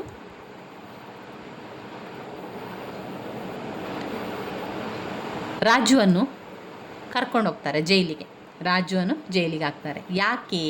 ಏಕೆ ಕಾರಣ ಏನು ಹೇಳಿ? ಏನಾಯಿತು ಅಂತ ಹೇಳಿದರೆ, ರೋಸಿಯ ಚಿನ್ನಗಳೆಲ್ಲ ಬ್ಯಾಂಕಿನಲ್ಲಿ ಇಟ್ಟಿರ್ತಾಳೆ. ಈ ಬ್ಯಾಂಕಿನಲ್ಲಿ ಇಟ್ಟಿರುವಂಥ ಚಿನ್ನಕ್ಕೆ ರಾಜು ಏನು ಮಾಡ್ತಾನೆ, ಫೋರ್ಜರಿಯಾಗಿ ನಕಲು ಸಹಿಯನ್ನು ಮಾಡ್ತಾನೆ. ಯಾರಿದ್ದು? ರೋಸಿಯ ನಕಲು ಸಹಿಯನ್ನು ಮಾಡಿ ಆ ಚಿನ್ನವನ್ನೆಲ್ಲ ರಾಜು ತಕ್ಕೊಂಡು ಉಪಯೋಗಿಸ್ತಾನೆ. ಇದು ರೋಸಿಗೆ ಗೊತ್ತಿರೋದಿಲ್ಲ ಆರಂಭದಲ್ಲಿ. ರೋಸಿ ತನ್ನ ಚಿನ್ನ ಎಲ್ಲ ಬ್ಯಾಂಕ್ನಲ್ಲಿದೆ ಅಂತ ಅಂದ್ಕೊಳ್ತಾಳೆ. ಅಲ್ಲಿ ಹೋಗಿ ಚೆಕ್ ಮಾಡಿದಾಗ, ಬ್ಯಾಂಕಿನವರಲ್ಲಿ ಕೇಳಿದಾಗ, ಈ ನಿಮ್ಮ ಚಿನ್ನವನ್ನು ಈಗಾಗಲೇ ತಗೊಂಡು ಹೋಗಿದ್ದಾರೆ. ಯಾರು? ರಾಜು ತಗೊಂಡು ಹೋಗಿದ್ದಾನೆ ಅಂತ ಹೇಳ್ತಾರೆ. ಹೇಗೆ ತಗೊಂಡೋಗಿದ್ದಾನೆ? ಅವನು ಫೋರ್ಜರಿಯನ್ನು ಮಾಡಿರ್ತಾನೆ, ರೋಸಿಯ ನಕಲು ಸಹಿಯನ್ನು ಮಾಡಿ ಚಿನ್ನವನ್ನೆಲ್ಲ ತಗೊಂಡು ಹೋಗಿರ್ತಾನೆ. ಇದು ರೋಸಿಗೆ ಗೊತ್ತಾಗ್ತದೆ. ರೋಸಿ ಏನು ಮಾಡ್ತಾಳೆ, ಪೊಲೀಸ್ ಕಂಪ್ಲೇಂಟನ್ನು ಕೊಡ್ತಾಳೆ. ಪೊಲೀಸ್ ಕಂಪ್ಲೇಂಟನ್ನು ಕೊಟ್ಟಾಗ ಪೊಲೀಸರು ಬಂದು ರಾಜುವನ್ನು ಜೈಲಿಗೆ ಹಾಕ್ತಾರೆ. ನಂತರ ರಾಜು ಮತ್ತು ರೋಸಿಯ ಜೀವನ ಬೇರ್ಪಡಿಸ್ತದೆ. ರಾಜುವಿನ ಜೀವನ ಬೇರೆ ಆಗ್ತದೆ, ರೋಸಿಯ ಜೀವನ ಬೇರೆ ಆಗ್ತದೆ. ರೋಸಿ ತನ್ನ ಬೇರೆ ಕೆಲಸಗಳಲ್ಲಿ, ತನ್ನ ನೃತ್ಯದ ಕೆಲಸಗಳಲ್ಲಿ ತೊಡಗಿರ್ತಾಳೆ. ಅವಳ ಜೀವನ ಬದಲಾವಣೆ ಆಗ್ತದೆ. ಅವಳು ರಾಜುವನ್ನು ಬಿಟ್ಟು, ಅವನನ್ನು ಬಿಟ್ಟು ರೋಸಿ ಹೋಗ್ತಾಳೆ. ರೋಸಿಗೀಗ ರಾಜು ಬೇಡ. ಸರಿ, ಇದೊಂದು ಕತೆ ಮುಗೀತು, ಈ ಒಂದು ಪಾರ್ಟ್ ಮುಗೀತು. ಇನ್ನು ಎರಡನೇ ಪಾರ್ಟಲ್ಲಿ ಏನಾಗ್ತದೆ ಅಂತ ಹೇಳಿದರೆ, ಎರಡನೇ ಪಾರ್ಟಲ್ಲಿ ರಾಜು ಜೈಲು ಶಿಕ್ಷೆಯನ್ನು ಅನುಭವಿಸಿ, ಎಷ್ಟೋ ವರ್ಷಗಳ ಕಾಲ ಜೈಲು ಶಿಕ್ಷೆಯನ್ನು ಅನುಭವಿಸಿ ಈಗ ಹೊರಗೆ ಬಂದಿದ್ದಾನೆ. ಹೊರಗೆ ಬಂದು ಯಾವ ಊರಿಗೆ ಬರ್ತಾನೆ ಅಂತ ಹೇಳಿದರೆ, ಅವನ ಊರು ಮಂಗಲ್ ಎನ್ನುವಂತಹ ಹಳ್ಳಿ, ತನ್ನ ಊರಿಗೆ, ವಿಲೇಜಿಗೆ ವಿಲೇಜಿಗೆ ಬರ್ತಾನೆ. ಈ ಬಂದಂತಹ ಸಂದರ್ಭದಲ್ಲಿ ಅವನು ಅಲ್ಲಿ ಒಂದು ನದಿ ನೀರೆಲ್ಲ ಹೋಗ್ತಾ ಇರ್ತದೆ, ಅಲ್ಲಿ ದಡದಲ್ಲಿ ಕುಳಿತುಕೊಂಡಿರ್ತಾನೆ. ಅಲ್ಲಿ ಒಂದು ಕಲ್ಲು ಬಂಡೆ ಇರ್ತದೆ, ಆ ಬಂಡೆಯ ಮೇಲೆ ಕುಳಿತುಕೊಂಡು ಯೋಚನೆ ಮಾಡ್ತಾ ಇರ್ತಾನೆ. ಈಗ ಅವನಿಗೆ ಸಂಪೂರ್ಣವಾಗಿ ಗಡ್ಡ ಎಲ್ಲ ಬಂದಿದೆ, ಮೀಸೆ ಎಲ್ಲ ಬಂದಿದೆ, ಅವನನ್ನು ಗುರುತು ಹಿಡಲಿಕ್ಕೆ ಆಗ್ತಾ ಇಲ್ಲ. ಒಂದು ರೀತಿಯ ಸನ್ಯಾಸಿ ರೀತಿಯಲ್ಲಿ ಅವನು ಇರ್ತಾನೆ, ಸಂತ ಸ್ವಾಮಿಯ ರೀತಿಯಲ್ಲಿ, ಸ್ವಾಮೀಜಿ ರೀತಿಯಲ್ಲಿ, ಸೇಂಟಿನ ರೀತಿಯಲ್ಲಿ ಅವನಿರ್ತಾನೆ. ಯಾರು? ರಾಜು. ಅಲ್ಲಿಗೆ ಒಬ್ಬ ವೇಲನ್ ಅಂತ ಬರ್ತಾನೆ. ವೇಲನ್ ಬಂದು ಅವನು ಅಂದ್ಕೊಳ್ತಾನೆ, ಇವನೊಬ್ಬ ಸನ್ಯಾಸಿ ಆಗಿರ್ಬೋದು, ಇವನೊಬ್ಬ ಸ್ವಾಮಿ ಆಗಿರ್ಬೋದು, ನಮ್ಮ ಏನಾದರೂ ಸಮಸ್ಯೆ ಪರಿಹಾರ ಮಾಡ್ತಾನಾ ಏನು ಅಂತ ಹೇಳಿ ಅವನಿಗಿರುವಂಥ ಸಮಸ್ಯೆಯನ್ನು ಹೇಳ್ಕೊಳ್ತಾನೆ. ಸ್ವಾಮಿ, ನೋಡಿ, ನನ್ನ ತಂಗಿ ಮದುವೆಗೆ ಒಪ್ತಾ ಇಲ್ಲ, ನನ್ನ ತಂಗಿಗೆ ಎಷ್ಟು ಹೇಳಿದರೂ ಕೇಳ್ತಾ ಇಲ್ಲ, ಯಾವ ಸಂಬಂಧವನ್ನು ಕೂಡ ಅವಳು ಒಪ್ತಾ ಇಲ್ಲ. ನನಗೆ ಜೀವನದಲ್ಲಿ ತುಂಬಾ ಕಷ್ಟ ಅಂತ ಅನಿಸ್ತದೆ. ಅವಳಿಗೆ ಒಂದು ಒಳ್ಳೆಯ ಸಂಬಂಧವನ್ನು ಹುಡುಕ್ತಾ ಇದ್ದೇನೆ, ಅವಳು ಯಾವುದಕ್ಕೂ ಒಪ್ತಾ ಇಲ್ಲ. ನೀವೇನಾದರೂ ಮಾಡಿ ಸಹಾಯ ಮಾಡಿ ಅಂತ ಕೇಳಿದಾಗ ವೇಲನ್ ಅಂತ ಹೇಳುವವನು ರಾಜು ಮಾತನಾಡುವುದಿಲ್ಲ. ಆಮೇಲೆ ಕೊನೆಯಲ್ಲಿ ಹೇಳ್ತಾನೆ, ನಿನ್ನ ತಂಗಿಯನ್ನು ಕರೆದುಕೊಂಡು ಬಾ, ನಾನು ನಿನ್ನ ತಂಗಿಯ ಜೊತೆಯಲ್ಲಿ ಮಾತನಾಡುತ್ತೇನೆ ಅಂತ ಹೇಳ್ತಾನೆ. ನಾನು ಸನ್ಯಾಸಿ ಅಲ್ಲ ಅಂತ ಹೇಳುವುದೇ ಇಲ್ಲ ಅವನು ಅಲ್ಲಿ ಮಾತನಾಡದೆ ತಂಗಿಯನ್ನು ಕರ್ಕೊಂಡು ಬಾ ಅಂತ ಹೇಳ್ತಾನೆ. ಅದಕ್ಕೆ ಖುಷಿಪಟ್ಟಂಥ ವೇಲನ್ ಸೀದಾ ಹೋಗಿ ತಂಗಿಯನ್ನು ಕರ್ಕೊಂಡು ಬಂದು ಮಾತನಾಡಿಸ್ತಾನೆ. ಆಗ ರಾಜು ಅವನಿಗೆ ಹೇಳ್ತಾನೆ, ನೋಡು, ಜೀವನ ಎನ್ನುವಂಥದ್ದು ಈ ನದಿಯ ರೀತಿಯಲ್ಲಿ. ನಿನ್ನ ಇಷ್ಟು ಸಮಯದಲ್ಲಿ ನಿನಗೆ ಎಷ್ಟೋ ಕಷ್ಟಗಳು ಬಂದಿರ್ಬೋದು, ನಿನ್ನ ವಿರುದ್ಧವಾಗಿ ಎಷ್ಟೋ ಘಟನೆಗಳು ನಡೆದಿರ್ಬೋದು, ನಿನಗೆ ಇಷ್ಟ ಇಲ್ಲದಂಥ ವಿಚಾರಗಳು ನಡೆದಿರ್ಬೋದು. ಅದೆಲ್ಲ ಹರಿಯುವ ನೀರಿನಲ್ಲಿ ಹೋಗ್ತಾ ಇದೆ ಅಲ್ವಾ, ಅದೇ ರೀತಿ ಅದನ್ನೆಲ್ಲ ಆ ನದಿ ನೀರಿನಲ್ಲಿ ಬಿಟ್ಟು ಬಿಡು, ಅದೆಲ್ಲ ಹೋಗ್ತದೆ. ನಿನಗೆ ಹೊಸ ನೀರು ಬರ್ತಾನೆ ಇರ್ತದೆ ನೋಡು. ಹೊಸ ನೀರನ್ನು ನಮ್ಮ ಜೀವನದಲ್ಲಿ ನಾವು ಬಳಸ್ಕೊಳ್ಬೇಕು. ಹಳೆಯ ನೀರನ್ನು ಬಿಟ್ಟು ಬಿಡಬೇಕು. ಆ ಹಳೆಯ ನೀರು ಹೋಗಲಿ, ಆದದ್ದಾಗಿದೆ. ಈಗ ಆಗಿ ಹೋಗಿರುವಂಥದ್ದು, ನಿನ್ನ ಜೀವನದಲ್ಲಿ ಏನೇ ಆಗಿರಲಿ, ಅದೆಲ್ಲ ಆಗಿ ಹೋಗಿರುವಂತಹ ಘಟನೆಗಳು, ಆಗಿ ಹೋಗಿರುವಂಥ ವಿಚಾರಗಳು, ಅದನ್ನು ಈ ನೀರಿನ ರೀತಿಯಲ್ಲಿ ನೀನು ತಿಳ್ಕೊ. ಆ ನೀರು ಯಾವ ರೀತಿ ಹರಿದು ಹೋಗ್ತಾ ಇದೆ ನೋಡು, ಅದೇ ರೀತಿಯಲ್ಲಿ ನಿನ್ನ ಮೊದಲಿನ ಘಟನೆಗಳನ್ನೆಲ್ಲ ಬಿಟ್ಟು ಬಿಡು. ಹೊಸ ನೀರು ಯಾವ ರೀತಿ ಬರ್ತಾ ಇದೆ ನೋಡು, ಅದೇ ರೀತಿಯಲ್ಲಿ ನಿನ್ನ ಹೊಸ ಜೀವನವನ್ನು ಆರಂಭ ಮಾಡು. ಹೊಸ ನೀರು ಬಂದಂತೆ ನಿನ್ನ ಹೊಸ ಜೀವನವನ್ನು ಆರಂಭ ಮಾಡಿದರೆ ನಿನ್ನ ಜೀವನ ಸಾರ್ಥಕ ಆಗ್ತದೆ, ನಿನ್ನ ಜೀವನ ಸಂತೋಷದಿಂದ ಇರ್ತದೆ. ಅದು ಬಿಟ್ಟು ನೀನು ಈ ರೀತಿಯಾಗಿ ಕೊರಗ್ತಾ ಇದ್ದರೆ ನಿನ್ನ ಜೀವನ ಸರಿಯಾಗೋದಿಲ್ಲ. ಈ ರೀತಿಯಾಗಿ ನೊಂದ್ಕೊಂಡಿದ್ರೆ ಏನೂ ಪ್ರಯೋಜನ ಇಲ್ಲ, ಏನೂ ಬದಲಾವಣೆಗಳಾಗೋದಿಲ್ಲ. ಬದಲಾವಣೆಗಳಾಗಬೇಕು ಅಂತಂದರೆ ನೀನೇನು ಮಾಡಬೇಕು? ಹಳೆಯದನ್ನು ಮರೆತು ಬಿಡಬೇಕು, ಹಳೆಯದನ್ನು ನೀರಿನಲ್ಲಿ ಬಿಟ್ಟು ಬಿಡಬೇಕು, ಹೊಸದನ್ನು ಮಾತ್ರ ಸ್ವೀಕರಿಸು, ಹಳೆಯದನ್ನು ಯಾವತ್ತೂ ನೆನಪು ಮಾಡಬೇಡ ಅಂತ ಕಿವಿ ಮಾತನ್ನು ಹೇಳ್ತಾನೆ. ಈ ಕಿವಿ ಮಾತುಗಳು ಅವಳಿಗೆ ಎಷ್ಟು ಖುಷಿ ಕೊಟ್ಟಿದೋ ಅಥವಾ ಎಷ್ಟು ಸತ್ಯ ಅಂತ ಅನ್ನಿಸ್ತಿದೋ ಗೊತ್ತಿಲ್ಲ. ಆ ಕ್ಷಣದಲ್ಲಿ ಅವಳು ಮದುವೆಗೆ ಒಪ್ಕೊಳ್ತಾಳೆ. ವೇಲನ್ ಅಣ್ಣನ ಜೊತೆಗೆ ಹೇಳ್ತಾನೆ, ಅಣ್ಣ, ನೀನು ಯಾರಿಗೆ ತೋರಿಸಿದ್ಯಾ, ನೀನು ಯಾರಿಗೆ ನನ್ನನ್ನು ಮದುವೆ ಮಾಡಿಸಬೇಕು ಅಂತ ನೀನು ಅಂದ್ಕೊಂಡಿದ್ಯಾ, ನಾನು ಒಪ್ತೇನೆ ಮದುವೆಗೆ, ನನಗೆ ಮದುವೆ ಮಾಡಿಸು ಅಂತ ಹೇಳ್ತಾಳೆ. ಇದರಿಂದ ಖುಷಿಕೊಂಡಂತಹ ವೇಲನ್ ಅವನು ಹೇಳ್ತಾನೆ, ಇಷ್ಟು ವರ್ಷ ನಾವು ಯಾರು ಕೂಡ ಹೇಳಿರುವ ಮಾತನ್ನು ಕೇಳದಂತಹ ತಂಗಿ ಇವತ್ತು ನಿಮ್ಮ ಮಾತಿಗೆ ಕೇಳಿದ್ದಾರೆ. ನೀವು ಅದ್ಭುತವಾದ ಸನ್ಯಾಸಿ, ನೀವು ಅದ್ಭುತವಾದ ಸೈಂಟ್ ಸ್ವಾಮಿಯಾಗಿದ್ದೀರಿ, ನಮ್ಮ ಊರಿಗೆ ನೀವು ಬೇಕು, ನಮ್ಮ ಊರಿನ ಜನಗಳ ಕಷ್ಟಗಳನ್ನು ನಿವಾರಿಸಬೇಕು, ಬನ್ನಿ ಅಂತ ಹೇಳ್ತಾನೆ.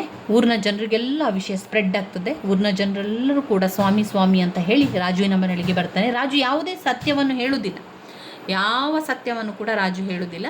ಎಲ್ಲರ ಒಂದು ಸಮಸ್ಯೆಗಳಿಗೆ ಪರಿಹಾರವನ್ನು ಹೇಳಿ ಆ ಊರಿನ ಜನರ ಸಮಸ್ಯೆಗಳೆಲ್ಲ ಕಡಿಮೆ ಆಗ್ತಾ ಹೋಗ್ತದೆ. ಊರಿನ ಜನರ ಸಮಸ್ಯೆಗಳೆಲ್ಲ ಪರಿಹಾರ ಕೂಡ ಆಗ್ತದೆ. ಆ ಊರಿನ ಜನರಿಗೆ ತುಂಬಾ ಖುಷಿ ಅನ್ನಿಸ್ತದೆ.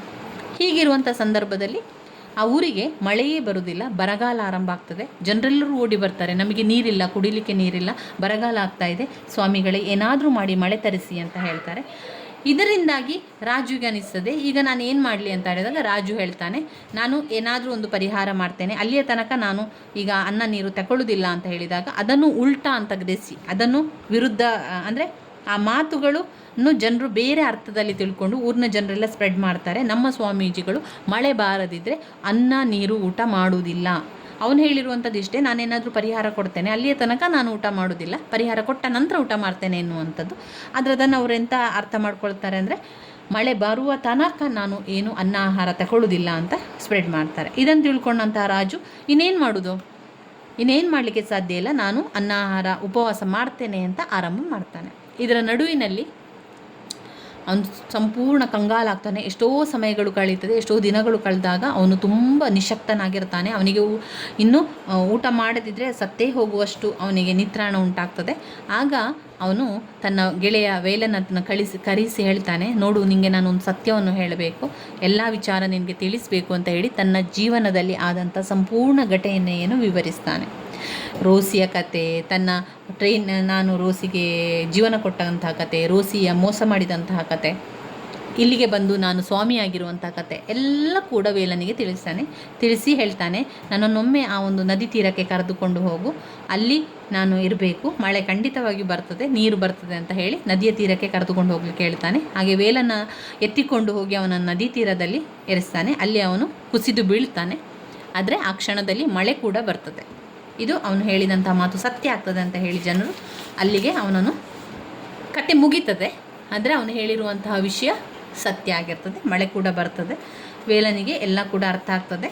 ಆದರೆ ಊರಿನ ಜನರಿಗೆ ಎಲ್ಲ ಅವನು ಒಬ್ಬ ಅದ್ಭುತ ಸ್ವಾಮಿಯಾಗಿ ಉಳಿದು ಬಿಡ್ತಾನೆ. ಈ ಒಂದು ಕತೆ ಇದರಲ್ಲಿ ಆಗಿರುವಂಥದ್ದು. ಗೈಡ್ ಎನ್ನುವಂಥ ಕತೆ ತುಂಬಾ ಅದ್ಭುತವಾಗಿರುವಂಥ ಒಂದು ಕಥೆಯಾಗಿದೆ. ಈ ರೀತಿಯ ಕತೆ ನಿಮಗೆ ಗೊತ್ತಿದ್ದರೆ ನಂತರ ನಿಮಗೆ ಬರೀಲಿಕ್ಕೆ ಆಗ್ತದೆ. ಪಾತ್ರಧಾರಿಗಳ ಬಗ್ಗೆ ತಿಳ್ಕೊಳ್ಳಿ, ಯಾರೆಲ್ಲ ಇದ್ದಾರೆ, ಯಾರೆಲ್ಲ ಹೆಸರೇನು ಎನ್ನುವಂಥದ್ದನ್ನೆಲ್ಲ ತಿಳ್ಕೊಂಡು ನಂತರ ಕಥೆಯನ್ನು ಬರಿತಾ ಹೋಗಿ ಸ್ನೇಹಿತರೆ. ಇವಿಷ್ಟು ನಾವು ಇಂಗ್ಲೀಷ್ನಲ್ಲಿ ಓದಬೇಕಾಗಿರುವಂತಹ ವೆರಿ ಇಂಪಾರ್ಟೆಂಟ್ ಆಗಿರುವಂತಹ ಕಥೆಯಾಗಿದೆ. ಇನ್ನಿರುವಂಥದ್ದು ಗ್ರಾಮರ್ ಭಾಗ. ಮುಂದಿನ ವಿಡಿಯೋದಲ್ಲಿ ನಾವು ಗ್ರಾಮರ್ ಭಾಗದ ಬಗ್ಗೆ ಕೂಡ ಸ್ವಲ್ಪ ತಿಳ್ಕೊಳ್ಳುವ ಸ್ನೇಹಿತರೆ. ನನ್ನ ವಿಡಿಯೋಸ್ ಎಲ್ಲ ನಿಮಗೆ ಇಷ್ಟ ಆಗಿದ್ದರೆ ಲೈಕ್ ಕೊಡಿ, ಶೇರ್ ಮಾಡಿ, ಸಬ್ಸ್ಕ್ರೈಬ್ ಮಾಡಲಿಕ್ಕೆ ಮರಿಬೇಡಿ. ಧನ್ಯವಾದಗಳು.